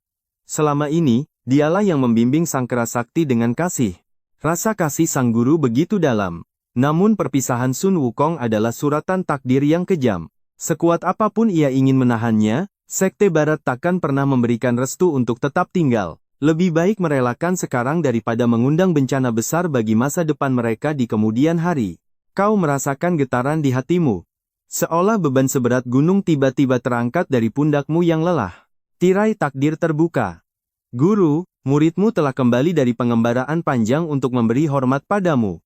Kau menarik napas dalam, membungkuk penuh hikmat di hadapan tatapan tenang sang leluhur yang agung. Yongchan, tinggalkan kami, perintahnya lembut. Ada rahasia takdir yang harus kubicarakan dengan muridku Wikon. Dengan patuh mereka pergi, meninggalkanmu berdua saja dalam kesunyian gunung yang terasa sangat mistis. Wikon, apa kau merasa aneh melihatku mengusir saudaramu sendiri dengan begitu kejam dan dingin? Kau menunduk hikmat. Murid tidak tahu, namun hamba yakin setiap langkah guru memiliki makna mendalam. Kau tahu ini semua bidak catur Buddha. Namun bibirmu terasa keluh untuk mengungkap kebenaran pahit itu. Sang leluhur mendesah pelan. Tahukah kau tentang rencana agung yang kini sedang disembunyikan oleh kaum Buddha? Jantungmu berdegup kencang. Tak disangka, sang guru akan mengambil inisiatif mengungkap rahasia langit yang terlarang. Murid ini sungguh bodoh dan tidak tahu. Mohon berikan bimbingan serta petunjukmu, wahai guru tercinta. Sambil berpura-pura naif, kau menggelengkan kepala di bawah tatapan tajam dan penuh wibawa sang leluhur. Terkesan dengan sikapmu, ia berbisik bahwa kini pengaruh kekuasaan Buddha telah merambah ke 3 alam. Dari Gunung Sumeru hingga langit dan neraka, bayang-bayang mereka kini mulai menyelimuti seluruh jagat raya. Takdir langit telah bersabda, lanjutnya penuh misteri, bahwa fajar kejayaan ajaran Buddha segera akan tiba. Kunci kejayaan itu ternyata tersembunyi jauh di dalam nadi kehidupan dan jiwa spiritual umat manusia sendiri. Penjelasannya begitu jernih. Kau tak bisa lagi berpura-pura buta akan ambisi besar yang sedang mereka susun. Maksud guru, mereka ingin menguasai hati manusia? Sang leluhur pun mengangguk penuh arti pada pertanyaanmu. Iman manusia sangatlah murni. Jika Buddha ingin berkuasa, ajaran mereka harus mengakar kuat di sana. Memikat hati umat manusia adalah hal mutlak, dan kitab suci kuno harus segera sampai ke tangan mereka. Namun ingatlah, kitab suci itu hanya boleh diraih dengan perjuangan, bukan diciptakan secara instan begitu saja. Saat suaranya memudar, kilat menyambar membelah langit malam dengan suara yang menggelegar sangat dahsyat. Langit menghitam pekat. Kau tahu, Dao Surgawi sedang memperingatkan guru karena telah membocorkan rahasia terlarang. Cukup guru, jangan bicara lagi, serumu cemas. Kau sudah sangat memahami beban berat di hati sanubarinya. Kebaikan sang leluhur begitu menyentuh jiwa. Ia rela menantang kutukan langit demi melindungi masa depanmu. Baginya, kau adalah murid yang paling istimewa. Itulah alasan ia memulai pembicaraan tentang masalah Sun Wukong. Ia ingin kau menjauh dari pusaran konflik, namun mungkin kau justru akan mengecewakan harapan besarnya itu. Hamba hanya ingin mengejar jalan Dao yang bebas, tak ingin terikat pada urusan pelik kaum Buddha. Mungkinkah muridku ingin membantai Tathagata? Tanya sang guru dengan nada yang penuh rasa penasaran tinggi. Pertanyaan itu bagai petir di siang bolong. Berani sekali muridnya memiliki pikiran yang sangat ekstrem begitu. Namun sejenak kemudian, sang leluhur berpikir itu hal mustahil. Membunuh penguasa tertinggi Buddha adalah kegilaan. Meski bakatmu luar biasa dan telah mencapai tingkat Dewa Emas hanya dalam waktu 4 tahun saja. Menantang kekuatan Tathagata adalah bunuh diri. Kekuatanmu saat ini masih jauh dari kata cukup untuk menang. Sementara itu, Patriark Subhuti hanya terdiam membisu. Kau sadar kata-katamu bisa menyesatkannya, maka kau pun mulai menjelaskan. Muridmu ini tak mungkin bisa membunuh tubuh asli Tathagata. Yang hamba habisi saat itu hanyalah hanya inkarnasi dari napas Tathagata saja. Itulah kenyataannya. Melihat sorot matamu, ia tahu kau tidak sedang berdusta. Ekspresi Patriark Subhuti seketika berubah serius. Di balik tatapannya, tersirat gumpalan kecemasan yang sangat mendalam. Wifa tidaklah sama seperti Sun Wukong. Si Kera Sakti adalah pelindung Dharma yang telah dipilih oleh pihak Buddha. Urusan besar agama Buddha bukanlah hal sepele. Namun murid di hadapannya ini, tidak memiliki garis takdir seperti Wukong. Kini setelah menyinggung Tathagata, bagaimana dia bisa selamat? Seharusnya kau tidak bersikap impulsif dan gegabah seperti itu. Patriark Subhuti menghela napas panjang dan berpikir sejenak. Urusan ini masih memiliki titik terang, ucapnya penuh pertimbangan. Karena kekacauan klan Asura di 3 alam, jika kau ingin terhindar dari karma buruk Buddha, maka gurumu ini bisa merekomendasikanmu masuk ke pengadilan kayangan. Membantu menumpas ras pemberontak Asura adalah cara menunjukkan niat baikmu. Itulah pembuktian kesetiaan pada kayangan. Saat itu tiba, pihak pengadilan kayangan pasti akan melindungimu dengan sungguh-sungguh. Kau terjebak dalam pusaran urusan Buddha, dan kini mendapat perhatian khusus dari Sang Guru Agung Subhuti. Kepalamu terasa berdenyut kencang seketika. Baru sekarang kau menyadari bahwa ras Asura tengah mengacaukan stabilitas 3 alam. Padahal kau baru saja menghabisi Master Mingai, dan tiba-tiba ras Asura mengamuk, kau mulai memahami alasan di baliknya. Ada rasa canggung menceritakannya pada Guru Subhuti. Beruntung, beliau seolah bisa membaca kegelisahan yang menyelimuti hatimu itu.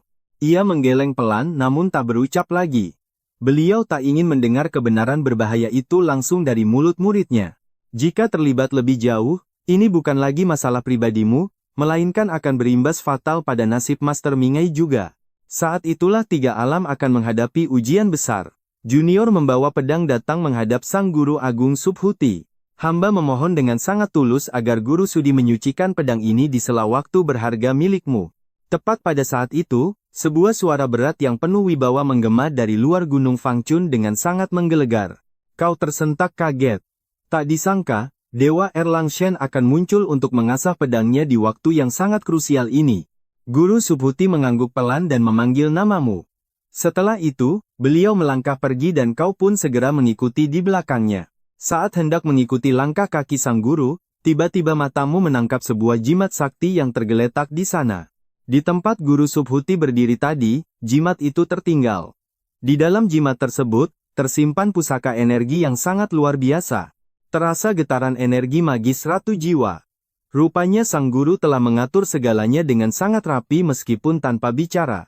Merasakan kekuatan di dalam jimat tersebut, senyum pahit muncul di bibirmu. Jimat ini membawa serangan kekuatan penuh sang guru. Dengan mengorbankan jimat ini, kau bisa melepaskan satu serangan dahsyat setara kekuatan penuh Sang Guru Agung Subhuti. Sang guru ternyata sangat mengkhawatirkanmu. Di tengah gunung, nampak seorang pria gagah dengan baju zirah perak yang berkilau. Dialah Dewa Perang 3 alam yang paling tersohor, sang penguasa sejati yang dikenal dengan nama Erlang atau Yang Jian. Junior Yang Jian datang memberi hormat pada Guru Agung Subhuti. Yang Jian merapatkan kedua tangannya dengan penuh takzim. Guru Subhuti mengangguk pelan. Tiba-tiba Yang Chan menghampiri dan menarik lenganmu. Kakak Wifa, aku ingin mengenalkan seseorang. Perkenalkan, ini adalah kakak keduaku, Yang Jian. Setelah berkata demikian, suasana di sekitar mereka mendadak terasa sedikit berbeda. Yang Chan menoleh ke arah Yang Jian. Kakak, ini adalah kakak Wifa, murid yang paling berbakat di bawah naungan Patriark. Murid paling istimewa di Gunung Fangchun. Bisa terpilih langsung oleh Patriark Subhuti membuat Yang Jian harus memberimu sedikit perhatian. Namun bagi Yang Jian, itu saja tidak cukup. Di matanya, kau hanyalah seorang kultivator abadi emas yang tidak berarti. Akhirnya kau bertemu sang penguasa Erlang. Sebagai murid utama Gunung Fangchun, kau tak boleh gentar menghadapi nama besarnya. Kau tetap menjaga martabat dan etika Gunung Fangchun. Namun, wajah Yang Jian mendingin saat menatap tangan Yang Chan di lenganmu. Pandangan tajamnya terkunci pada posisi tangan adiknya. Rupanya ia tidak suka melihat kedekatan kalian yang begitu akrab. Murid kesayangan Patriark, ya?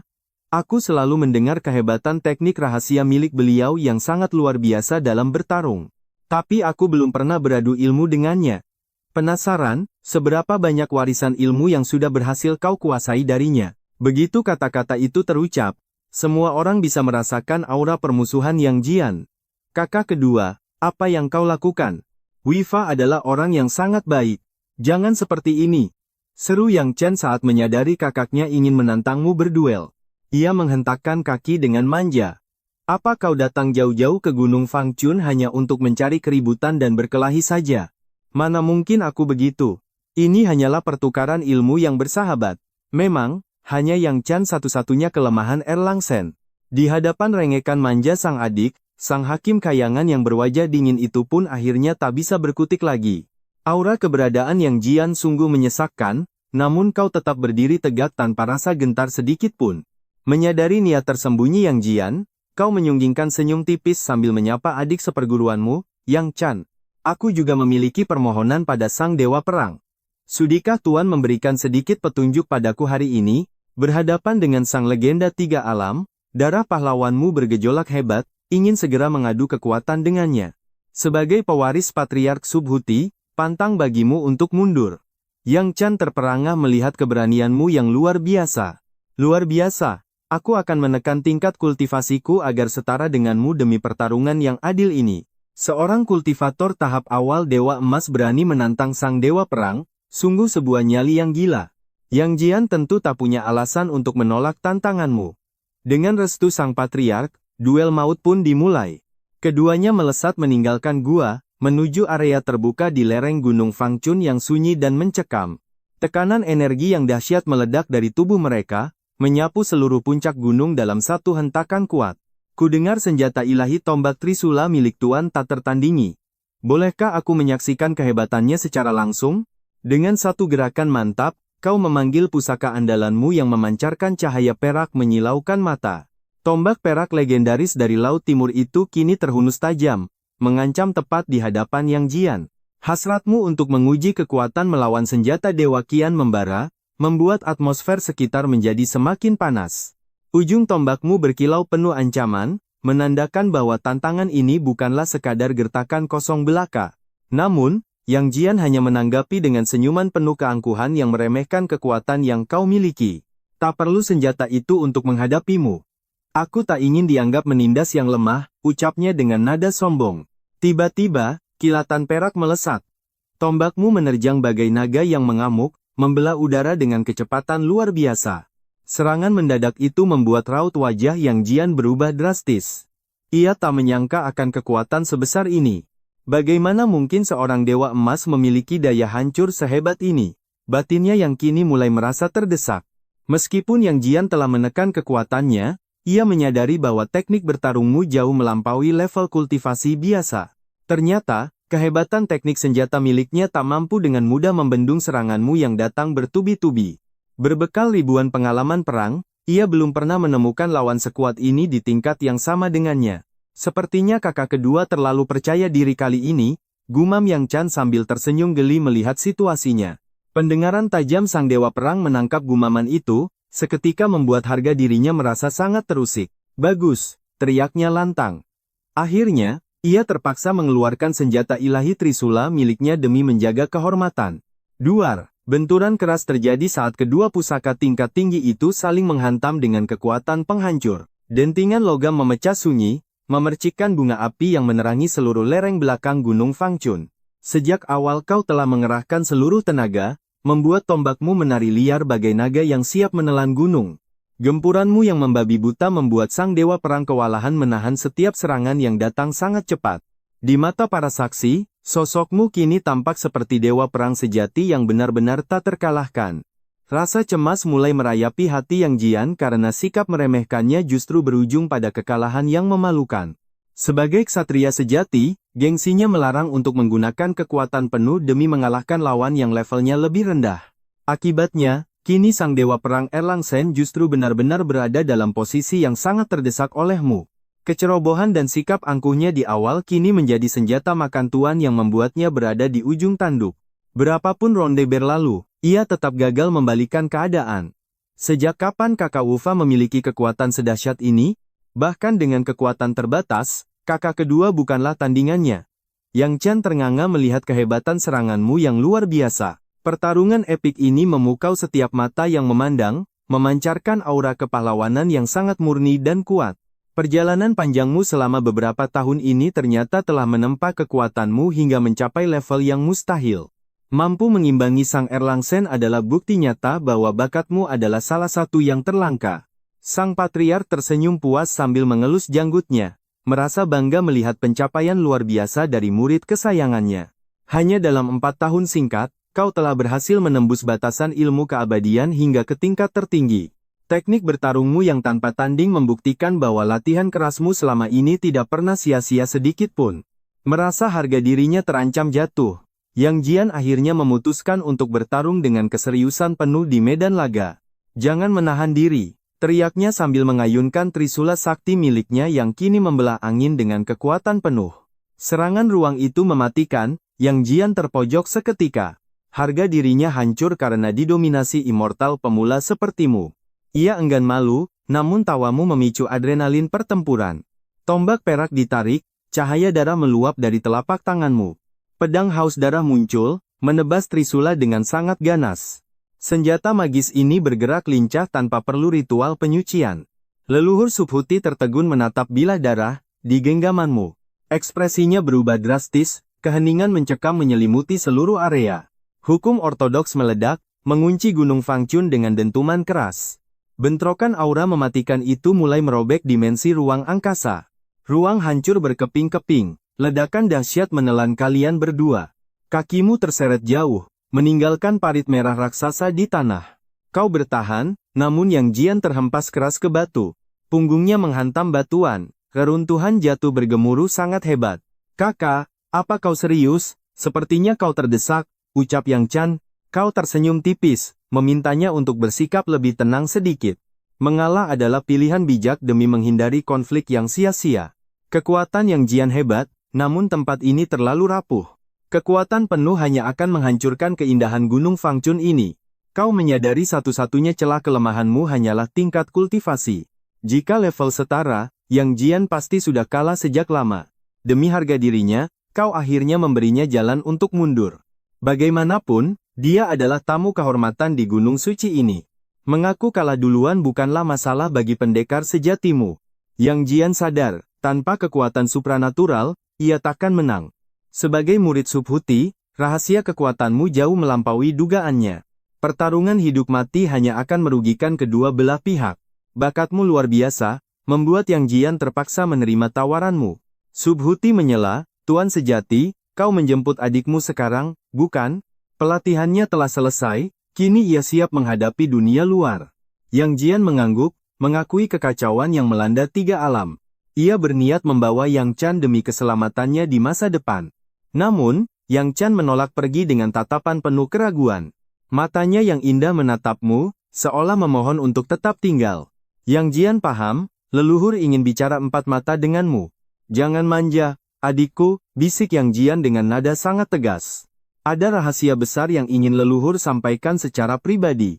Kehadiran kami di sini mungkin hanya akan menghambat segalanya." Dengan berat hati, Yang Chan akhirnya setuju untuk pergi. Yang Jian berpamitan, membawa para putri meninggalkan puncak gunung. Putri keempat pergi dengan rasa rindu yang tertahan dalam. Tatapan kedua wanita itu menyiratkan perpisahan yang sangat berat.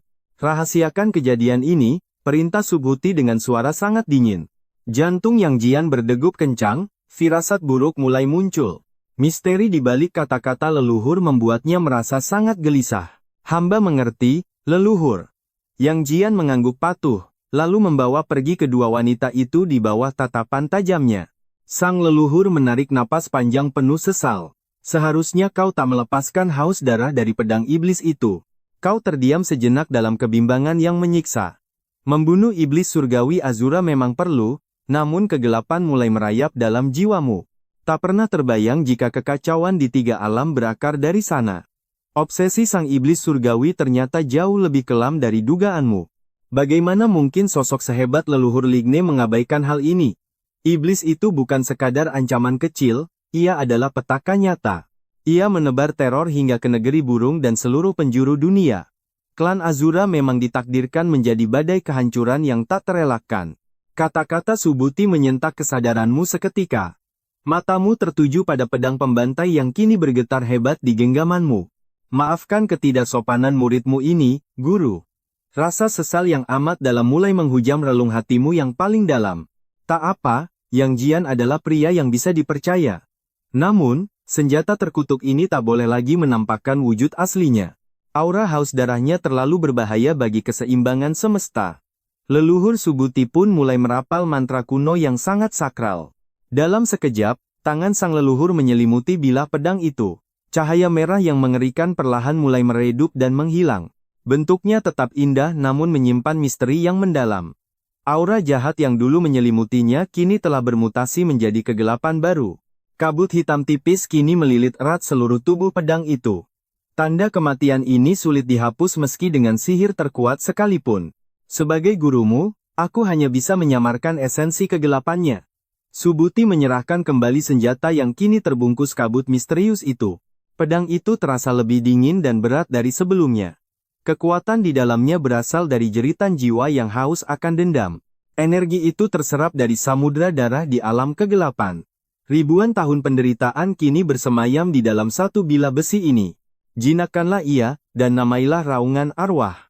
Terima kasih, guru, ucapmu sambil merasakan detak jantung pedang yang baru. Dinginnya pedang itu merasuk hingga ke tulang-tulangmu. Guru, apakah kekacauan klan Azura ini adalah bagian dari takdir? Subuti mengangguk pelan dengan tatapan mata yang begitu sendu. Awalnya, aku ingin kau bersatu dengan ras surgawi demi keselamatanmu. Ini semua dilakukan demi menghindari kejaran Tathagata yang mengerikan itu. Namun sepertinya, garis takdir telah menarikmu jauh ke tengah konflik. Menekan klan Azura adalah jalan untuk menyelesaikan urusan takdirmu. Situasi ini benar-benar menjebakmu dalam dilema yang sangat rumit. Baru saja kembali ke Gunung Fankin, kau harus turun lagi. Kali ini, bukan sekadar latihan, tapi untuk menghadapi takdirmu sendiri. Tak ada ruang untuk penyesalan di dalam hatimu yang teguh. Kematian Tianping telah memicu badai yang tak mungkin bisa dihentikan. Di bawah komando Tian Boxin yang sangat kejam dan licik, klan Azura mulai merayap keluar dari kegelapan untuk mencari pembalasan. Mereka menggeledah dunia manusia dengan amarah yang meluap-luap. Siapapun yang terlibat dalam kematian Tianping akan dicabik tanpa ampun. Darah manusia tak berdosa mulai mengalir membasahi bumi pertiwi. Namun, pelaku yang mereka cari masih tersembunyi dalam kabut misteri. Sejujurnya, ini adalah buah dari kesombongan Tianping sendiri. Ia keluar berburu tanpa memberitahu siapapun tentang tujuannya yang sebenarnya. Andai saja para petinggi Azura tahu di mana ia tewas. Mungkin dunia manusia takkan menjadi lautan api seperti saat ini. Rahasia tentang sungai di negeri wanita itu tetap terkubur rapat. Tanpa petunjuk, mereka hanya bisa mengamuk layaknya monster yang buta. Mereka membantai segalanya seperti lalat tanpa kepala yang haus darah. Langit pun tak lagi sanggup melihat kekejian yang mereka perbuat. Ras surgawi akhirnya bergerak demi menegakkan keadilan yang hakiki. Raja Li Jing memimpin 100.000 prajurit langit yang sangat perkasa. Pengepungan besar dimulai di pegunungan yang sangat terjal dan curam. Li Jing telah mengunci posisi Tian Boxin dalam jaring kematiannya. Zira emasnya berkilau menyilaukan mata di bawah sinar mentari. Roda angin dan api menderu kencang, siap melumat musuh-musuhnya. Tombak api di tangannya menunjuk tepat ke jantung sang lawan. Aura keberaniannya membumbung tinggi, membelah langit yang sedang mendung. Wajah Tian Boxin berubah pucat pasi menahan amarah yang membara. Tubuhnya dipenuhi duri tulang tajam yang keluar menembus kulitnya. Wajah birunya yang mengerikan menampakkan taring-taring yang sangat tajam. Pertemuan tak terduga dengan Li Jing ini benar-benar di luar dugaannya. Tian Boxin, menyerahlah dan terimalah hukumanmu di pengadilan langit. Suara Li Jing menggelegar, meruntuhkan nyali siapapun yang mendengarnya. Atau aku akan melenyapkanmu di sini, tanpa ada sisa sedikit pun. Li Jing tahu betul siapa murid kesayangan leluhur Styx tersebut. Sebagai Raja Langit, harga dirinya setinggi cakrawala yang ia pijak. Namun, Tian Boxin justru tertawa terbahak-bahak dengan nada menghina. Sungguh menggelikan. Mengapa kami harus tunduk pada anjing-anjing langit? Teriakannya bergema, menantang wibawa para dewa yang berdiri sombong. Apakah kalian tidak bosan menjadi budak para penguasa tua? Kata-kata itu seketika menyulut api kemarahan di mata Li Jing. Tanpa basa-basi, pagoda naga spiritual dilemparkan ke udara dengan cepat. Inilah senjata pusaka andalan yang mampu menggetarkan seluruh jagat raya. Konon, Pusaka ini diciptakan khusus untuk menjerat sosok dewa pemberontak. Kekuatannya telah teruji melampaui logika manusia maupun para abadi. Menghadapi Tian Boxin dengan ini bukanlah perkara yang mudah. Tian Boxin menatap pagoda yang turun dengan kecepatan cahaya itu. Sebuah pukulan maut dilontarkan, memicu ledakan energi yang dahsyat. Suara dentuman keras bergema, mengguncang fondasi dunia yang fana ini. Kekuatan fisiknya mementalkan pagoda naga spiritual hingga terhempas jauh. Li Jing terkapar, memuntahkan darah segar akibat serangan telak itu. Sang Raja Langit terluka parah, menyerukan nama Nezha penuh penderitaan. Meski enggan, Nezha terpaksa maju demi mandat suci yang dipikulnya. Tombak apinya menghujam Tian Boxin, namun hanya percikan yang terlihat. Entah Nezha menahan diri, atau tubuh Tian Boxin memang sekeras baja. Serangan Nezha bahkan tak sanggup menggores kulit sang iblis perkasa itu. Tian Boxin menyeringai ngeri, tawanya mengguncang langit penuh kesombongan. Inikah kekuatan penguasa tiga alam? Sungguh menyedihkan, ejeknya angkuh. Dengan kekuatan fisik murni, dia memandang rendah seluruh pasukan surga. Baginya, hanya leluhur Styx yang pantas menguasai lautan darah abadi. Klan Ashura akan segera mendominasi, dan surga tak berdaya menghentikannya. Tiba-tiba, suara jernih bergema dan sesosok bayangan hitam melesat turun. Cheng Dao yang menyamar berteriak, menyatakan dirinya murid Gunung Fangchun. Secepat kilat, cahaya keemasan membelah langit dalam sekejap mata. Sosok pemuda tampan kini berdiri tegak di tengah medan tempur. Aku turun gunung demi membasmi klan Ashura. Raja Li, bersiaplah. Dia tak menghiraukan Tianbo, karena tahu itu hanyalah sebuah inkarnasi. Inkarnasi luar yang kuat, berbeda jauh dari sekadar ilusi belaka. Bukan seperti bayangan Buddha, ini adalah wujud fisik yang nyata. Jika ilusi Buddha hanyalah napas, wujud ini memiliki energi abadi. Inilah inkarnasi Tai Golden Immortal, lawan dengan level yang mengerikan. Bertemu lawan sekuat ini untuk pertama kali, nyalimu mulai bergetar. Ahli dari Gunung Fangchun muncul, membuat Li Jing merasa sangat terharu. Tatapan haus darah Tianbo kini terkunci padamu, penuh aura membunuh. Di matanya, kau hanyalah orang mati yang menunggu waktu saja. Dengan raungan keras, sang jenderal Ashura melesat menyerangmu membabi buta. Dia meremehkanmu, menganggapmu hanyalah Golden Immortal rendahan yang lemah. Waspadalah, dia adalah pemimpin jenderal iblis dari lautan darah. Kekuatan fisik klan Ashura tak tertandingi, mampu menghancurkan apapun. Nezha terpaku melihat serangan mendadak itu, hatinya dipenuhi keraguan besar. Mata emasnya berkilat, mencoba membaca apa yang sedang terjadi sebenarnya. Terima kasih, Raja Li. Akan kubersihkan langit dari bajingan ini. Tanpa rasa takut, kau justru merasa sangat bersemangat menghadapi tantangan. Inilah saatnya menguji jarak kekuatanmu dengan level Tai Golden Immortal. Angin tajam berhembus saat kau menebaskan pedangmu ke arah lawan. Tianbo hanya tertawa, mengabaikan seranganmu yang dianggap seperti semut. Dia mengandalkan tekanan fisik murni untuk menghancurkan pertahananmu seketika. Dinting logam menggema keras. Percikan api menyambar ke segala arah. Saat pedangmu mendarat, kau menariknya cepat lalu melancarkan serangan kejutan. Tinju mentahmu menghantam dada Tian Boxin dengan kekuatan ledakan dahsyat. Tebasan tadi hanyalah tipuan untuk menguji ketangguhan fisik sang abadi. Pukulan telak itu mendarat, membuat ekspresi sombong Tian Boxin membeku. Berani sekali kau mencari mati. Teriaknya penuh kejutan dan amarah. Sebagai pengikut setia leluhur, kekejamannya tak mengenal batas atau ampun. Tanpa niat menghindar sedikit pun, tepat saat tinju maut itu hampir menghantam. Harusnya tulang-tulangnya hancur lebur, namun ekspresi wajahnya berubah drastis seketika. Mustahil, teriaknya dalam hati sembari pupil matanya mengecil karena sangat syok. Dia merasa sedang berhalusinasi, sebab apa yang dilihatnya sungguh tak masuk akal. Tinju yang meluncur itu membawa tekanan menyesakkan, bagai langit yang akan runtuh. Ruang di sekitarnya seolah terkompresi. Saat serangan mendarat, Tian Boxin menyadari kesalahannya. Kesombongannya berujung petaka. Dentuman keras menggema membawa kekuatan 10 tahun Guseyak Sante. Tubuh Tian Boxin terpental jauh dengan luka berbentuk tengkorak merah di dadanya. Darah segar memancar. Meski fisik ras Asura sangat kuat, serangan ini menembusnya.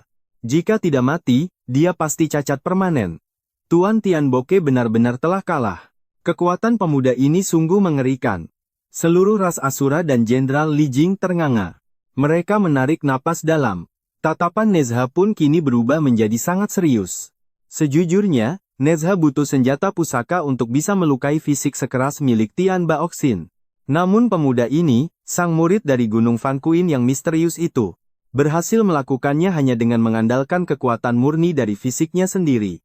Nezha teringat kekalahannya dulu, semua karena konflik batinnya dengan sang ayah, Li Jing. Dendam lama yang memaksa Nezha mengiris dagingnya sendiri demi membayar utang darah.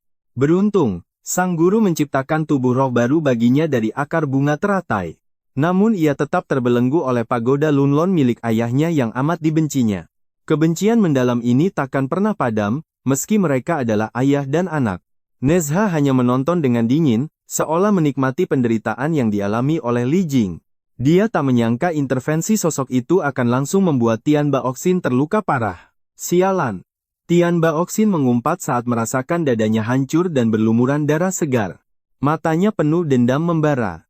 Cepat bawa pasukan Asuramu kembali ke lautan darah, atau nyawamu akan berakhir. Ancamnya dingin sambil menghunuskan sebilah pedang hitam legam. Suaranya penuh haus darah, membuat seluruh anggota ras Asura gemetar ketakutan. Jangan sombong, bentak Tian Baoxin. Dia merasa ini hanyalah akibat dari kelalaiannya saja. Dia yakin bisa membunuhmu dengan mudah jika dia serius sejak awal pertarungan. Jika kau ingin mati, akan kukabulkan. Tian Baoxin mulai mengerahkan seluruh kekuatan sihirnya. Ia mengeluarkan harta karun kuno yang mampu melepaskan api karma penghancur segalanya. Benda itu milik leluhur Styx, mustahil diberikan begitu saja kepada prajurit biasa. Jika itu teratai merah peringkat 12 asli, kau pasti sudah jadi abu. Kau takkan sempat bereaksi. Ini hanyalah replika yang ditempa dari energi teratai tersebut. Mati di bawah teratai darah adalah kehormatan. Seru Tian Baoxin dengan penuh amarah. Niat membunuhnya meledak. Tanpa ragu, dia langsung mengaktifkan kekuatan penuh pusaka itu. Api membumbung tinggi melahap ruang hingga radius 1000 km jauhnya di sana. Ruang di sekitar bahkan tampak terdistorsi akibat panasnya api imitasi yang luar biasa. Untunglah hanya imitasi, gumamu lega, namun kewaspadaanmu tetap berada di puncaknya. Meskipun replika, kekuatan api ini tetaplah sangat mengerikan dan tak boleh diremehkan. Intensitas suhunya bisa melelehkan apapun. Kau harus ekstra hati-hati menghadapi serangan ini. Berdiri di atas teratai darah itu, luka-luka Tian Baoxin mulai pulih sangat cepat. Gelembung darah terus bermunculan dari balik kobaran api yang membakar hebat di sana. Apa sebenarnya misteri di balik teratai ini? Batinmu gelisah sembari segera bersiap menyerang. Tubuhmu melesat bagai bayangan hantu, menggunakan teknik pergerakan lincah untuk mendekati lawan. Kilat guntur menyambar bagai ular listrik, langsung melesat menuju jantung pertahanan lawan. Tebasan terbalik menghujam bumi, menggetarkan cakrawala dengan dentuman dahsyat yang mengubah warna langit. Kultivasimu terlalu dangkal. Serangan itu hanya memicu getaran kecil pada kelopak teratai darah. Tanpa retakan sedikit pun. Kamu terus menghantam membabi buta, menolak percaya pada pertahanan ini. Bahkan Dewa Emas Agung pun akan kesulitan menembus perlindungan mutlak teratai darah milikku ini. Tian Baoxin menatap remeh, membiarkanmu menyerang seperti orang kesurupan tanpa hasil yang berarti. Dia meraung penuh kemenangan. Di dalam perlindungan teratai darah, sang musuh duduk tenang tanpa takut. Menunggu luka pulih sebelum bangkit mengeksekusimu. Tian Baoxin tampak begitu angkuh di singgasana darahnya. Li Jing dan yang lainnya menyadari situasi genting ini. Kekuatanmu saat ini sepertinya belum cukup. Kecemasan mulai menyelimuti mereka. Sang Raja Langit dalam bahaya, gumam para prajurit dengan gemetar. Cepat! Kirim utusan ke Istana Langit untuk melaporkan situasi maut ini pada Baginda Kaisar. Perintah Li Jing tegas namun penuh keputusasaan. Tak ada jalan lain selain memohon bantuan pusat. Waktu kita hampir habis. Hanya ini satu-satunya harapan kita, desis Li Jing dengan napas berat. Namun, suasana tiba-tiba hening. Seluruh prajurit langit dan klan Ashura terpaku menatap ke medan tempur. Semua mata tertuju padamu, bertanya-tanya apa yang akan terjadi di tengah keheningan yang mencekam ini. Kamu menyarungkan pedangmu. Kau sadar. Kekuatan tahap awal Dewa Emas takkan mempan melawan pusaka itu. Menghancurkan teratai darah Tian Baoxin butuh sesuatu yang jauh lebih ekstrem dari sekadar ilmu pedang. Jika tenaga saja tak cukup, maka harta magis legendaris yang akan bicara. Gumammu dengan sangat dingin. Dewa Emas pun tak sanggup menembusnya. Mari kita buktikan seberapa kuat perisai sampahmu itu. Dengan lambaian tangan, sebuah labu merah mistis muncul, memancarkan aura kuno yang sangat pekat. Pisau terbang pembantai dewa melesat keluar. Cahaya menyilaukan meledak, membuat semua orang terbelalak ngeri. Mustahil. Itu, pisau terbang pembantai dewa. Bagaimana mungkin dia bisa memiliki pusaka legendaris itu? Senjata pemusnah yang seharusnya hanya ada dalam dongeng kini berada tepat di dalam genggaman tanganmu. Kecurigaan merebak. Dari mana bocah itu mendapatkan pusaka keramat itu? Pasti ada batas kekuatannya. Hanya replika murahan. Tian Baoxin sempat gemetar, namun segera menutupinya dengan sebuah seringai sombong. Tanpa memedulikan ejekannya, jemarimu menari cepat, merapal mantra kuno untuk membangkitkan kekuatan sejati pusaka. Matamu mengunci target dengan tatapan maut. Wahai pusaka suci, tunjukkan titahmu. Segeralah berputar. Suara dinginmu menggema, membuat pupil mata Tian Baoxin mengecil karena insting kematian yang mendadak muncul. Kilatan cahaya murni melesat secepat kilat. Detik berikutnya, kepala sang musuh sudah melayang ke udara. Keheningan total menyelimuti medan perang. Tak ada yang menyangka Tian Baoxin akan tewas sekejap mata. Meski hanya klon, dia tetap memiliki kekuatan dewa emas. Namun di hadapanmu, dia hanyalah semut. Senjata di tanganmu adalah yang asli. Nama besarmu dipastikan akan segera mengguncang seluruh 3 alam.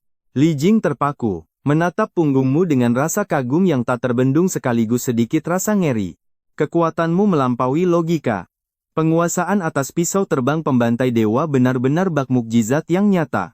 Dia harus direkrut. Li Jing segera memerintahkan pasukannya untuk membasmi sisa-sisa dari suku Ashura. Sambil mendekat dengan senyum lebar, Li Jing berkata penuh hormat, "Terima kasih banyak, Dewa Senior." Belum sempat dia menyelesaikan kata-katanya, kau sudah menyimpan kembali pusaka mematikan itu dengan tenang. Raja Langit Li, tak perlu sungkan, jawabmu sambil menoleh dengan senyum tipis yang penuh misteri. Aku datang atas perintah guru. Segala yang terjadi adalah takdir, kita akan bertemu lagi nanti. Kau tahu niatnya ingin merekrutmu, namun kebebasan adalah jalan bagi pengembara sejati sepertimu saat ini. Klan iblis mulai bangkit, aku harus segera pergi. Sampai jumpa lagi, wahai Raja Langit Li. Dengan salam penghormatan, tubuhmu melesat menjadi pelangi panjang yang membela cakrawala dengan sangat indah. Li Jing mengangguk paham. Bakat sepertimu tak bisa dipaksa, biarlah Baginda Kaisar sendiri yang memutuskan nanti. Usai membasmi klan Ashura, Li Jing kembali ke Istana Langit untuk melaporkan kemenangan luar biasa ini. Kabar kematian Jenderal Tianping sampai ke Kaisar Giok, yang seketika menunjukkan ketertarikan besar kepadamu. Di tengah kekacauan klan Ashura, kehadiranmu bagai bintang baru yang akan menentukan masa depan dunia. Di Istana Langit yang agung, tak banyak jenderal yang benar-benar tangguh. Sosok terkuat dan paling legendaris pastilah Tuan sejati Erlang dari muara sungai Gongyang, Yang Jian. Namun, sang dewa perang satu ini dikenal sangat angkuh dan hanya tunduk pada panggilan, bukan perintah, bahkan Kaisar Langit pun tak berdaya memaksa Yang Jian menuruti titahnya. Namun kini, mendengar laporan dari Li Jing, Sang Kaisar Langit langsung menyadari bakat terpendammu sebagai murid Patriark Subuti dari Gunung Fangchun. Luar biasa, kau mampu membantai Dewa Emas hanya dengan kultivasi Dewa Emas lewat pisau terbang mautmu. Ikatanmu dengan Taois Luya membuat Kaisar Langit berambisi besar untuk menyeretmu masuk ke dalam pasukannya. Meski kultivasi Dewa Emasmu belum mencapai puncak, baginya itu bukanlah suatu penghalang yang berarti. Istana Langit kaya akan sumber daya kultivasi untuk memperkuatmu. Kaisar pun segera mengeluarkan dekrit suci untukmu. Kau diangkat menjadi Jenderal Dewa Pembasmi Iblis. Ironisnya, Sang Kaisar bahkan belum pernah melihat parasmu. Gelar Jenderal Dewa itu hanyalah sebuah kehormatan belaka. Li Jing pun segera menerima perintah dari sang penguasa. Duduk di atas singgasana Aula Awan Agung, Kaisar menitahkan, segera jemput dia ke Gunung Fangchun sekarang. Kau harus mengundang Jenderal Dewa Pembasmi Iblis itu untuk naik ke langit setelah semua titah ini disampaikan. Khawatir Li Jing akan mengacau, Kaisar menambahkan, ingat, bujuklah dia dengan kata-kata manis dan lembut. Jangan berani bersikap sombong. Sejujurnya, meski kau telah berkali-kali menghancurkan konspirasi gelap yang mengancam, takdir tidak menuntutmu menyelesaikan segalanya. Berhasil membunuh inkarnasi Marsekal Tianpeng saja sudah cukup untuk menghentikan plot itu. Usai badai berlalu, kau kembali ke Gunung Fangchun. Di sana, kau merasakan aura kultivasimu mulai bergejolak hebat. Tanpa pikir panjang, kau langsung melakukan meditasi maut. Pertempuran itu menyadarkanmu akan kelemahan besar dalam dirimu. Kekuatanmu saat ini masih sangat kurang. Dalam pengasingan ini, kau harus menembus batas untuk melangkah lebih jauh. Saat Li Jing tiba dengan pasukan langit di Gunung Fangchun, ia bahkan tak mampu melihat bayangan wajahmu. Murid-murid Gunung Fangchun dengan tegas berkata, guru sedang bermeditasi suci dan tidak menerima tamu apapun. Li Jing menunggu setahun penuh dalam kehampaan, hingga akhirnya ia kembali ke Istana Langit dengan rasa kecewa. Sebelum pergi, ia meninggalkan dekrit itu. 70 tahun berlalu, kau masih duduk membeku di dalam gua. Kultivasimu akhirnya mencapai titik kritis. Selama 70 tahun, kau menggunakan seluruh pahala yang telah kau kumpulkan. Kau berhasil menembus tahap akhir Dewa Emas. Namun, ambisimu tak berhenti, kau ingin mencapai tingkat Dewa Sejati. Waktu terus berputar hingga 70 tahun terlewati. Jika dihitung, usiamu sekarang sudah melampaui 90 tahun. Bagi raga manusia fana, usia 90 tahun adalah masa-masa senja yang sangat renta dan rapuh. Tepat saat kau akan melakukan terobosan, dua sosok misterius pembawa rantai besi mendekat perlahan ke arahmu. Sosok itu sangat asing, berpakaian serba hitam dengan aura bengis yang memancar dari wajah-wajah mereka yang mengerikan. Bertubuh besar dengan topi tinggi bertuliskan kedamaian dunia. Sedangkan sosok satunya lagi tampak kurus dan pucat pasi. Lidahnya menjulur panjang dengan pakaian serba putih yang dingin. Di atas topinya terukir sebuah pesan misterius. 4 karakter bertuliskan keberuntungan datang. Dialah Heibai Wuchang, sang penjaga hitam bernama Fan Wujiu. Bersama Si Bian sang penjaga putih. Meski tempat ini suci, aura kematian mereka tetap mampu menembus segalanya. Bahkan para dewa pun segan mendekati Heibai Wuchang. Ini adalah pertama kalinya mereka menjemput jiwa di tempat kultivasi. Meski sedikit ragu, mereka bisa merasakan dengan jelas bahwa jiwa yang harus mereka ambil ada di Gunung Fangchun. Sebagai utusan neraka yang patuh pada aturan, mereka tetap melangkah masuk tanpa rasa takut sedikit pun. Setibanya di bagian belakang gunung, sosok Heibai Wuchang tiba-tiba muncul tepat di hadapan penglihatanmu yang tajam.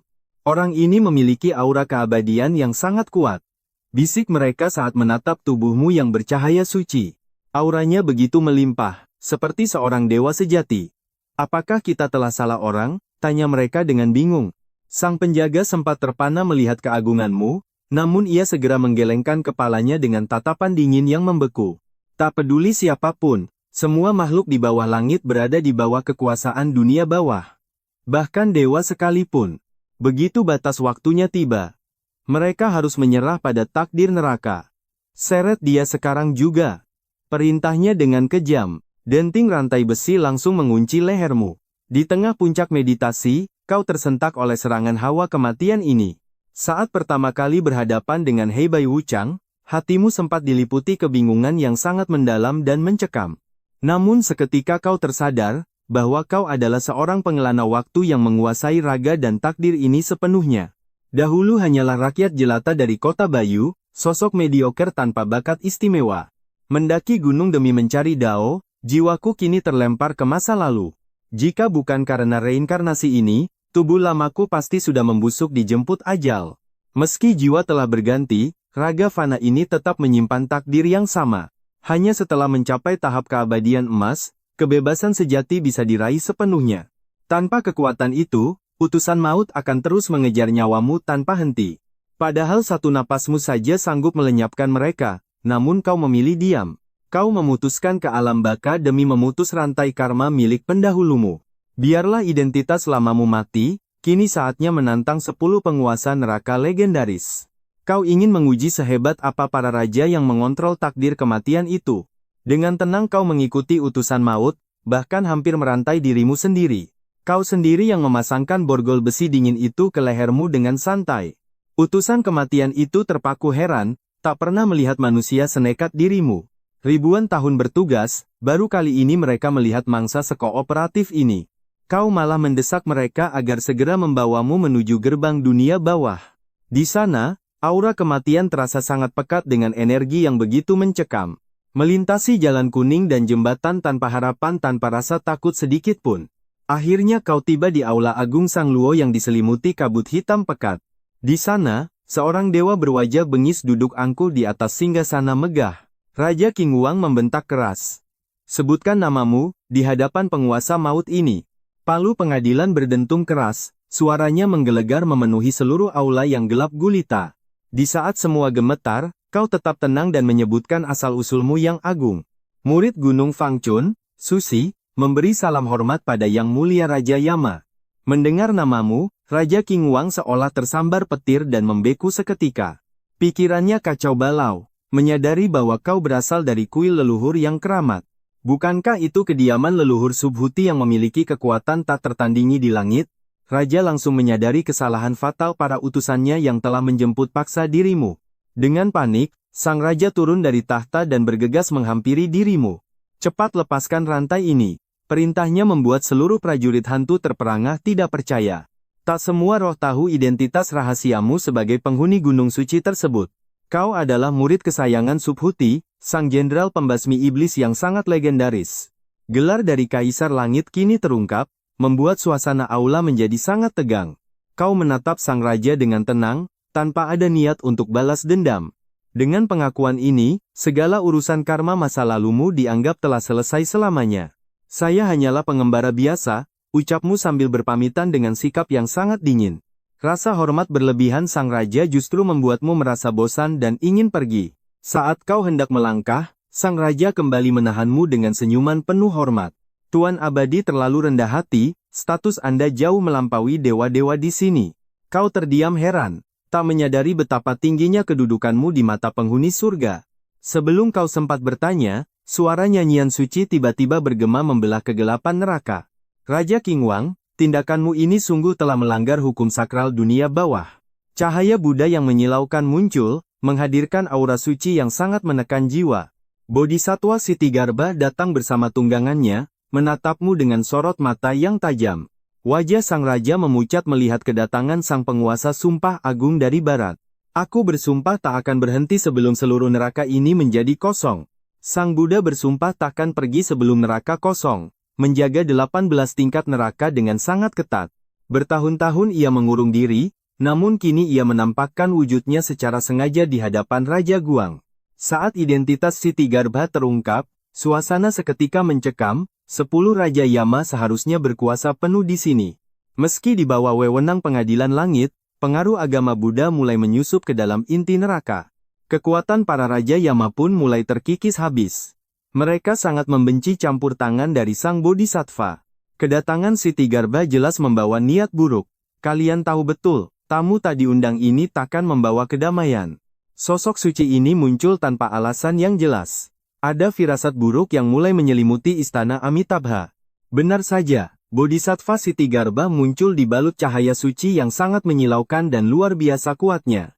Cahaya itu menghapus energi kegelapan di aula. Wajah Raja Guang memucat melihat keangkuhan sang bodhisattva tersebut. Jangan berani mengacaukan tatanan neraka. Raja Guang mengancam akan melaporkan tindakan lancang ini ke pengadilan langit. Namun kenyataannya, Raja Guang bukanlah tandingan bagi kekuatan dahsyat yang dimiliki oleh sosok Sitigarbha ini. Ia hanya bisa berlindung di balik nama besar pengadilan langit, tapi sang bodhisattva sama sekali tak bergeming. Sitigarbha mengabaikan gertakan Raja Guang. Matanya yang tajam langsung tertuju pada keberadaan kalian di sana. Di tengah kilauan cahaya suci itu, sebuah suara sistem yang sudah lama hilang tiba-tiba bergema kembali. Selamat, Anda telah memicu misi sampingan rahasia yang melibatkan Istana Sang Luo di kedalaman neraka yang gelap.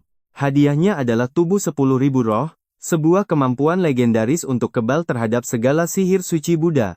Biasanya Anda hanya bisa masuk harian untuk meningkatkan atribut, namun kehadiran Sitigarbha mengubah segalanya hari ini. Kehadiran Bodhisattva di neraka ini ternyata menjadi pemicu aktifnya misi sistem yang sangat langka dan kuat. Mungkin aku harus berterima kasih padanya atas peluang emas ini. Kilatan ambisi mulai terpancar di matamu. Berdasarkan pengalaman reinkarnasi sebelumnya, kau mulai memahami cara memicu misi dari setiap jalur yang kau lalui. Jika berhubungan dengan tokoh era perjalanan ke barat, kemungkinan besar misi sampingan akan segera terbuka kembali. Meski hanya sekadar probabilitas, pertemuan dengan Sitigarbha membuktikan bahwa sistem ini masih sangat aktif merespons. Sistem yang tertidur selama puluhan tahun kini bangkit. Koneksi identitas pun segera terjalin dalam sekejap mata. Suara sistem berdenting. Hadiah tubuh 10.000 hantu dan kekebalan hukum Buddha kini resmi menjadi milikmu. Kekuatan fisikmu meningkat 100 poin. Namun, yang paling berharga adalah kemampuan untuk menahan serangan hukum Buddha. Dibandingkan sekadar poin kekuatan, tubuh 10.000 hantu jauh lebih berguna untuk menghadapi musuh yang akan datang. Setelah sekian lama, kau mulai bosan dengan poin biasa. Tapi kekebalan hukum suci adalah berkah sejati. Artinya, di masa depan, semua mantra suci kaum Buddha takkan lagi mempan untuk melukaimu sedikit pun.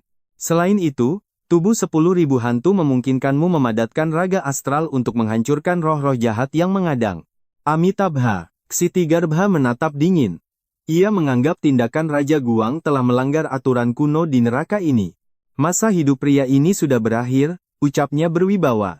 Jiwanya harus tunduk pada hukum alam yang berlaku. Mengapa kalian justru mengirimnya kembali? Cahaya Budanya mulai membakar habis sisa energi kegelapan di sekitarnya. Seluruh energi yin di istana San Luo pun lenyap. Raja Guang sangat murka, namun ia tak berdaya. Dalam hal tingkat kultivasi, kekuatan Raja Guang tertinggal jauh di bawah sang penguasa 18 neraka. Tanpa perlindungan pengadilan langit, jabatannya sebagai hakim di neraka hanyalah sebuah gelar yang sama sekali tak berarti. Inilah dilema yang menghantui neraka selama ribuan tahun, kekuasaan yang terpecah dan penuh dengan tekanan politik. Kau menatap Ksitigarbha dengan sinis. Tangan suci kaum Buddha ternyata menjalar terlalu jauh hingga ke sini. Apa kau tidak takut cakarmu akan patah? Kau tak berniat untuk bersikap sopan pada sang bodhisattva. Kau tak menyadari bahwa Ksitigarbha sebenarnya menjalankan perintah rahasia dari Sang Buddha Tathagata yang agung. Misinya adalah untuk mengekang pergerakanmu. Kata-kata dingin pun meluncur dari bibir Sang Bodhisattva yang tenang. Kau tertawa meremehkan. Pedang hitam panjangmu langsung diayunkan dengan kekuatan penghancur yang sangat luar biasa dahsyat. Karena dia mengincarmu, tak ada alasan untuk menahan diri. Serangan pertama pun langsung melesat tanpa ragu. Sihirmu sungguh liar dan tak terkendali, gumam Sang Bodhisattva. Prediksi Sang Buddha ternyata memang tidak salah. Ksitigarbha mengerang, lalu memancarkan cahaya keemasan absolut yang langsung mengurungmu dari segala penjuru mata angin. Dia merasakan aura licik darimu. Sebagai Bodhisattva, dia pun segera melepaskan kekuatan suci untuk menghakimimu sekarang. Tekanan alami senjata dewa ini luar biasa. Cahaya Buddha menyapu segalanya tanpa ampun. Hantu dan dewa gemetar ketakutan. Seluruh neraka berguncang hebat akibat pancaran suci Ksitigarbha. Jiwa-jiwa malang merintih dalam kegelapan. Mereka tak berani melawan di bawah sinar yang menghancurkan. Di istana San Luo, cahaya itu membara. Jantung Raja King Guo berdegup sangat kencang. Dia terpojok oleh kekuatan suci itu. Seluruh kultivasinya seolah lumpuh tak berdaya sama sekali. Sang raja saja gemetar, apalagi hantu lainnya. Nasib mereka kini benar-benar berada di ujung tanduk. Kepala kerbau hingga hakim kematian tersiksa. Semuanya terjebak dalam radiasi cahaya yang mematikan. Tanpa sempat bereaksi, mereka langsung lenyap. Cahaya Buddha itu menghapus keberadaan mereka selamanya.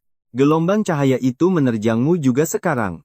Namun, sebuah keajaiban besar terjadi pada dirimu. Kau kebal terhadap hukum Buddha itu. Cahaya emas itu sama sekali tak berarti bagimu. Kau mencibir para biksu itu dengan dingin. Dengan satu tebasan cepat, kau membelah cahaya. Perisai emas itu hancur seperti kertas biasa. Bodhisattva terkejut melihat seranganmu yang mustahil. Dalam hati Ksitigarbha muncul keraguan besar. Bagaimana mungkin kau tak gentar pada cahayanya? Mengapa anak ini bisa mengabaikan kekuatanku? Bahkan menebas cahaya suci dengan hanya satu gerakan, situasi menjadi sangat genting sekarang. Bila pedangmu sudah berada tepat di depan wajahnya, Ksitigarbha terpaksa menarik cahayanya segera. Dia membentuk telapak emas raksasa untuk menahan seranganmu. Ruang hampa berguncang hebat seketika. Lautan darah mendidih saat pisau terbang pemenggal muncul. Tanpa ragu, kau korbankan senjata legendaris itu. Pertarungan hidup dan mati ini dimulai sekarang. Kau sadar kultivasimu masih di bawahnya. Namun, strategi dan nyalimu jauh melampaui batas langit. Kekebalan hukum Buddha adalah kunci kemenanganmu. Meski terpukul mundur, kau tetap berdiri tegak. Masalah ini tak bisa diselesaikan secara damai. Kau pun mengeluarkan labu merah pemusnah jiwa. Pisau terbang itu menutup semua jalan pelariannya. Sang Bodhisattva kini terpaku dalam ketakutan besar. Bagaimana kau punya benda legendaris itu? Ksiti Garbha panik melihat senjata maut di depan mata. Nama besar senjata itu menggetarkan 3 dunia. Siapa yang tak kenal kekuatannya yang mengerikan? Dia menyalahkan Tathagata dalam hatinya sendiri. Mengapa rahasia sebesar ini tak diberitahukan padanya? Ksiti Garbha menggerutu dengan penuh kecemasan. Dia tak berani meremehkan maut yang mengintai ini. Dia mencoba melarikan diri darimu. Mau lari kemana kau, biksu pencuri, teriakmu. Karena dia sendirian, ini kesempatan emasmu. Kau tak akan melepaskan mangsamu begitu saja hari ini. Raungan amarahmu menggetarkan seluruh neraka. Pisau terbangmu mulai menunjukkan ketajaman yang haus darah. Sejujurnya, Sang Bodhisattva Agung kini benar-benar panik. Martabat sucinya hancur dalam sekejap mata. Harusnya dia tetap di lautan darah saja. Menyalin kitab suci jauh lebih aman baginya. Tapi dia memilih mematuhi perintah Tathagata.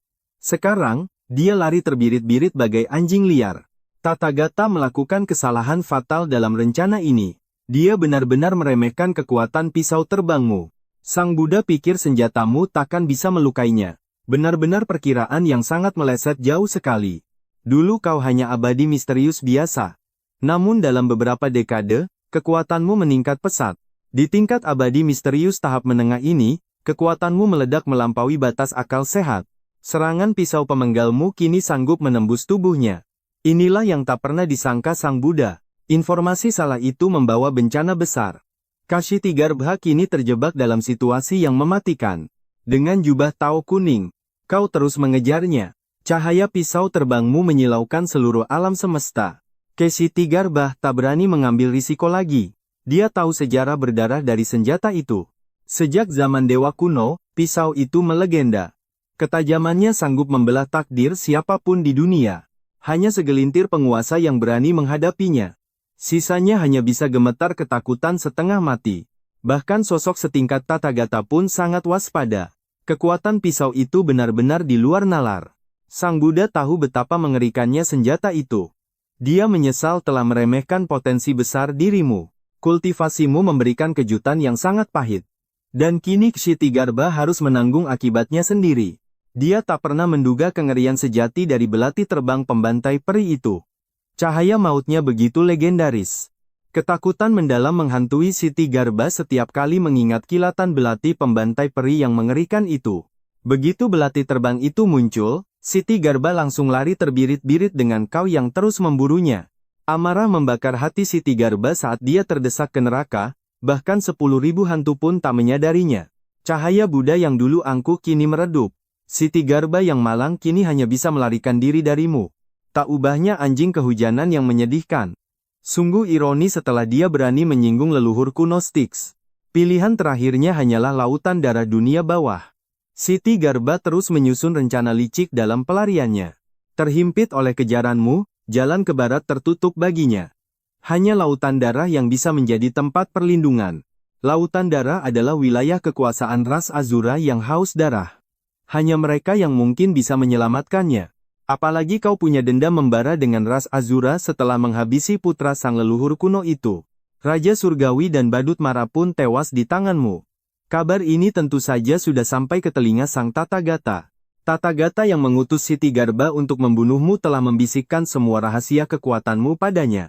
Namun ada satu hal fatal yang lupa ia katakan, yaitu kau memegang kartu as belati terbang pembantai peri. Rencananya licik, menjebakmu ke lautan darah agar ras Azura yang akan menghabisi nyawamu dengan tangan mereka. Memikirkan siasat itu, Ksiti Garbha memacu kecepatannya. Dia melesat bagai kilat menembus kegelapan dunia bawah. Aksi kejar-kejaran kalian mengguncang seluruh pondasi dunia bawah. Keberadaan kalian menggetarkan dimensi kegelapan ini. Jutaan jiwa yang menderita dan iblis bertudung tertegun menyaksikan sang pelindung neraka kini lari ketakutan. Siapa yang tak kenal Ksiti Garbha?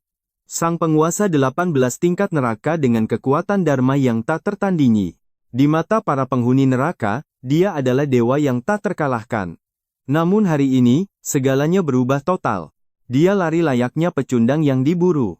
Siapapun yang mengejarnya pastilah sosok yang sangat mengerikan di 3 alam. Karena ambisi Buddha untuk menguasai siklus reinkarnasi di neraka, kebencian terhadap Siti Garba pun telah lama mengakar. Kehadirannya di 18 tingkat neraka dianggap sebagai gangguan bagi keseimbangan dunia bawah yang asli. Melihat Siti Garba yang perkasa kini terpojok, para roh pendendam justru bersorak dalam hati mereka yang kelam. Jika bukan karena tingkat kultivasi mereka yang rendah, mereka pasti sudah ikut menyerbu Siti Garba saat ini. Diiringi tatapan penuh dendam dari ribuan hantu, Siti Garba terus melesat tanpa berani menoleh sedikit pun ke belakang. Dia berniat memancingmu masuk ke dalam jebakan maut di lautan darah Nether yang penuh dengan misteri. Tanpa rasa gentar sedikit pun, kau terus memburunya dengan tekad yang sedingin es dan tak tergoyahkan. Monster sombong, Buddha takkan memberimu ampun. Teriaknya saat kalian tiba di gerbang wilayah mematikan ras Ashura. Lihat saja nasibmu di lautan darah ini. Bodhisatwa Siti Garba tiba-tiba berhenti dan berbalik dengan tatapan bengis.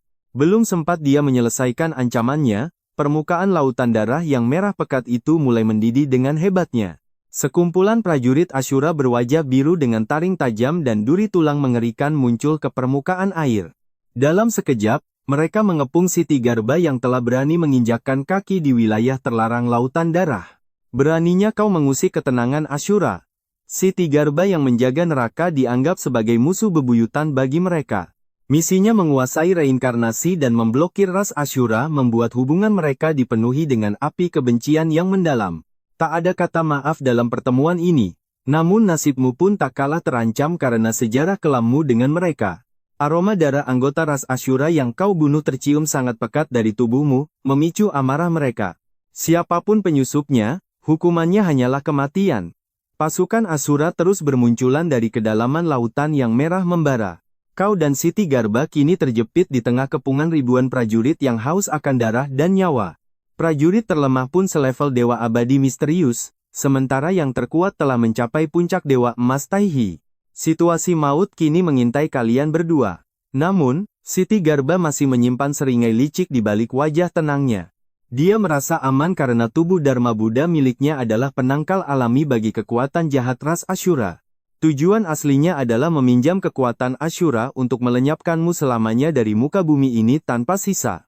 Semakin kuat Ashura yang datang, semakin besar peluangnya.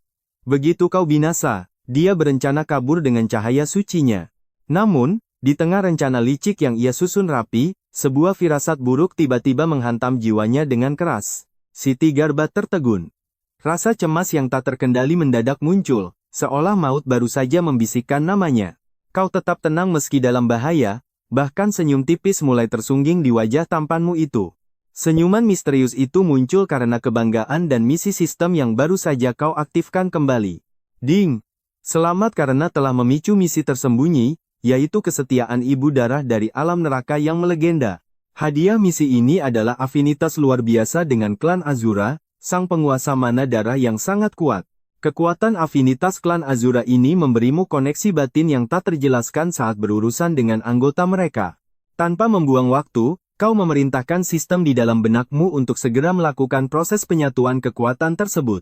Ding! Penyatuan berhasil. Sistem telah menyelesaikan sinkronisasi afinitas klan Azura ke dalam seluruh aliran jiwamu. Selamat, kini kau memiliki afinitas klan Azura tingkat tinggi. Seketika, pandangan para Azura kepadamu berubah total. Perubahan radikal terjadi. Meski mereka mencium bau darah kawan mereka di tanganmu, amarah mereka tiba-tiba sirna. Seharusnya kau dihukum berat bersama Siti Garba, namun entah mengapa, hati para prajurit itu menjadi sangat bimbang. Mereka tampak sangat bingung karena tidak mampu lagi merasakan sedikit pun niat membunuh atau kebencian terhadapmu. Secara mengejutkan, ujung tombak mereka kini justru beralih dan mengarah tajam tepat ke arah Bodhisatwa Siti Garba. Sebagai bagian dari kaum Buddhis, Siti Garba adalah musuh bebuyutan klan Azura sejak zaman kuno yang kelam. Tindakan semena-mena Siti Garba menginvasi laut darah neraka menjadi alasan sempurna bagi mereka untuk segera membantainya. Beraninya kau menginvasi laut darah kami secara ilegal. Mati kau, Siti Garba, akhiri hidupmu di tempat terkutuk ini. Kau seharusnya menyalin kitab suci di neraka, namun malah berani melintasi perbatasan suci menuju laut darah kami. Jika kau memang mencari mati, kami akan mengabulkannya. Ribuan anggota klan Azura kini mengunci Siti Garba sebagai mangsa. Semua haus darah mereka tertuju pada Siti Garba. Sang Bodhisatwa tampak sangat bingung dengan situasi yang tidak masuk akal. Dia datang untuk membantai orang, tapi mengapa para anggota klan Azura ini seolah-olah mengabaikan kehadiran dirimu begitu saja? Apakah mereka semua sudah buta? Jelas-jelas tanganmu masih berlumuran darah dari saudara klan mereka sendiri tadi. Dengan wajah penuh kebingungan, Siti Garba merasa sangat tidak adil. Rasa sesak mulai memenuhi dada sang Bodhisatwa itu. Kita berdua sama-sama menyinggung klan Azura. Tapi mengapa hanya aku yang mereka serang dengan begitu brutal sekarang? Dia merasa telah dikhianati oleh sang Buddha. Suara badai pasir laut mulai bergema kencang di atas laut darah. Pasukan klan Azura menerjang maju dengan kekuatan yang menghancurkan. Siti Garba mencoba menahan rasa sakit hati yang mendalam. Dia menekan rasa tidak adil itu dan segera memancarkan cahaya suci Buddha untuk menahan gempuran klan Azura. Namun, jumlah klan Azura tidak ada habisnya. Meski terbuat dari besi sekalipun, pertahanan Siti Garba pasti akan hancur. Sementara itu, kau hanya menonton pertempuran dahsyat ini dengan santai sambil memperhatikan setiap gerakan yang terjadi di sana. Laut darah pun kini penuh sesak oleh ribuan prajurit Azura yang terus merangsek maju tanpa rasa takut sedikit pun. Sebuah bola cahaya keemasan redup menyinari tubuh Siti Garba yang kini tampak sangat malang dan tak berdaya. Bersimbah darah di tengah pertempuran, Siti Garba meraung frustrasi. Mengapa para Azura ini hanya mengincarku sebagai musuh mati? Kenapa mereka tidak mengejarmu juga? Pertanyaan itu terus berkecamuk dalam pikiran Siti Garba yang mulai hancur berantakan. Melihat kondisinya yang hampir mati, kau tertawa mengejek. Mungkin itu semua karena amal perbuatanmu yang sangat buruk. Wajah Siti Garba memerah padam karena amarah yang meledak. Dia berteriak histeris menahan rasa malu yang luar biasa. Masalah ini belum selesai. Ini adalah pertama kalinya dia merasa sangat murka sejak pertama kali memasuki jalan Buddha. Dalam puncak histerianya, cahaya emas di tubuh Siti Garba tiba-tiba berkobar sangat hebat seperti api yang membakar langit. Dia nekat membakar sisa umurnya demi kekuatan terakhir. Akhirnya, dia berhasil menembus kepungan maut prajurit klan Azura. Dengan tubuh penuh luka, dia melesat pergi menuju arah Gunung Ling dengan tatapan penuh kebencian yang sangat dalam. Nyalinya sudah ciut. Dia tidak tahu kebodohan apa yang dilakukan para Azura itu hingga hanya mengincar nyawanya saja. Jika tetap di sana, dia pasti akan dicabik-cabik. Saat kau hendak mengejarnya, tiba-tiba aura di sekitarmu berubah mencekam. Baru saja kau akan melemparkan pisau terbang pembunuh dewa, sebuah getaran hebat tiba-tiba mengguncang pusat detak jantungmu. Kilatan cahaya misterius muncul dan mengurungmu. Aura yang sangat familiar ini, mungkinkah ini adalah kekuatan Sang Buddha sendiri? Terpaksa kau harus membatalkan pengejaran Siti Garba demi menghindari serangan kilat itu.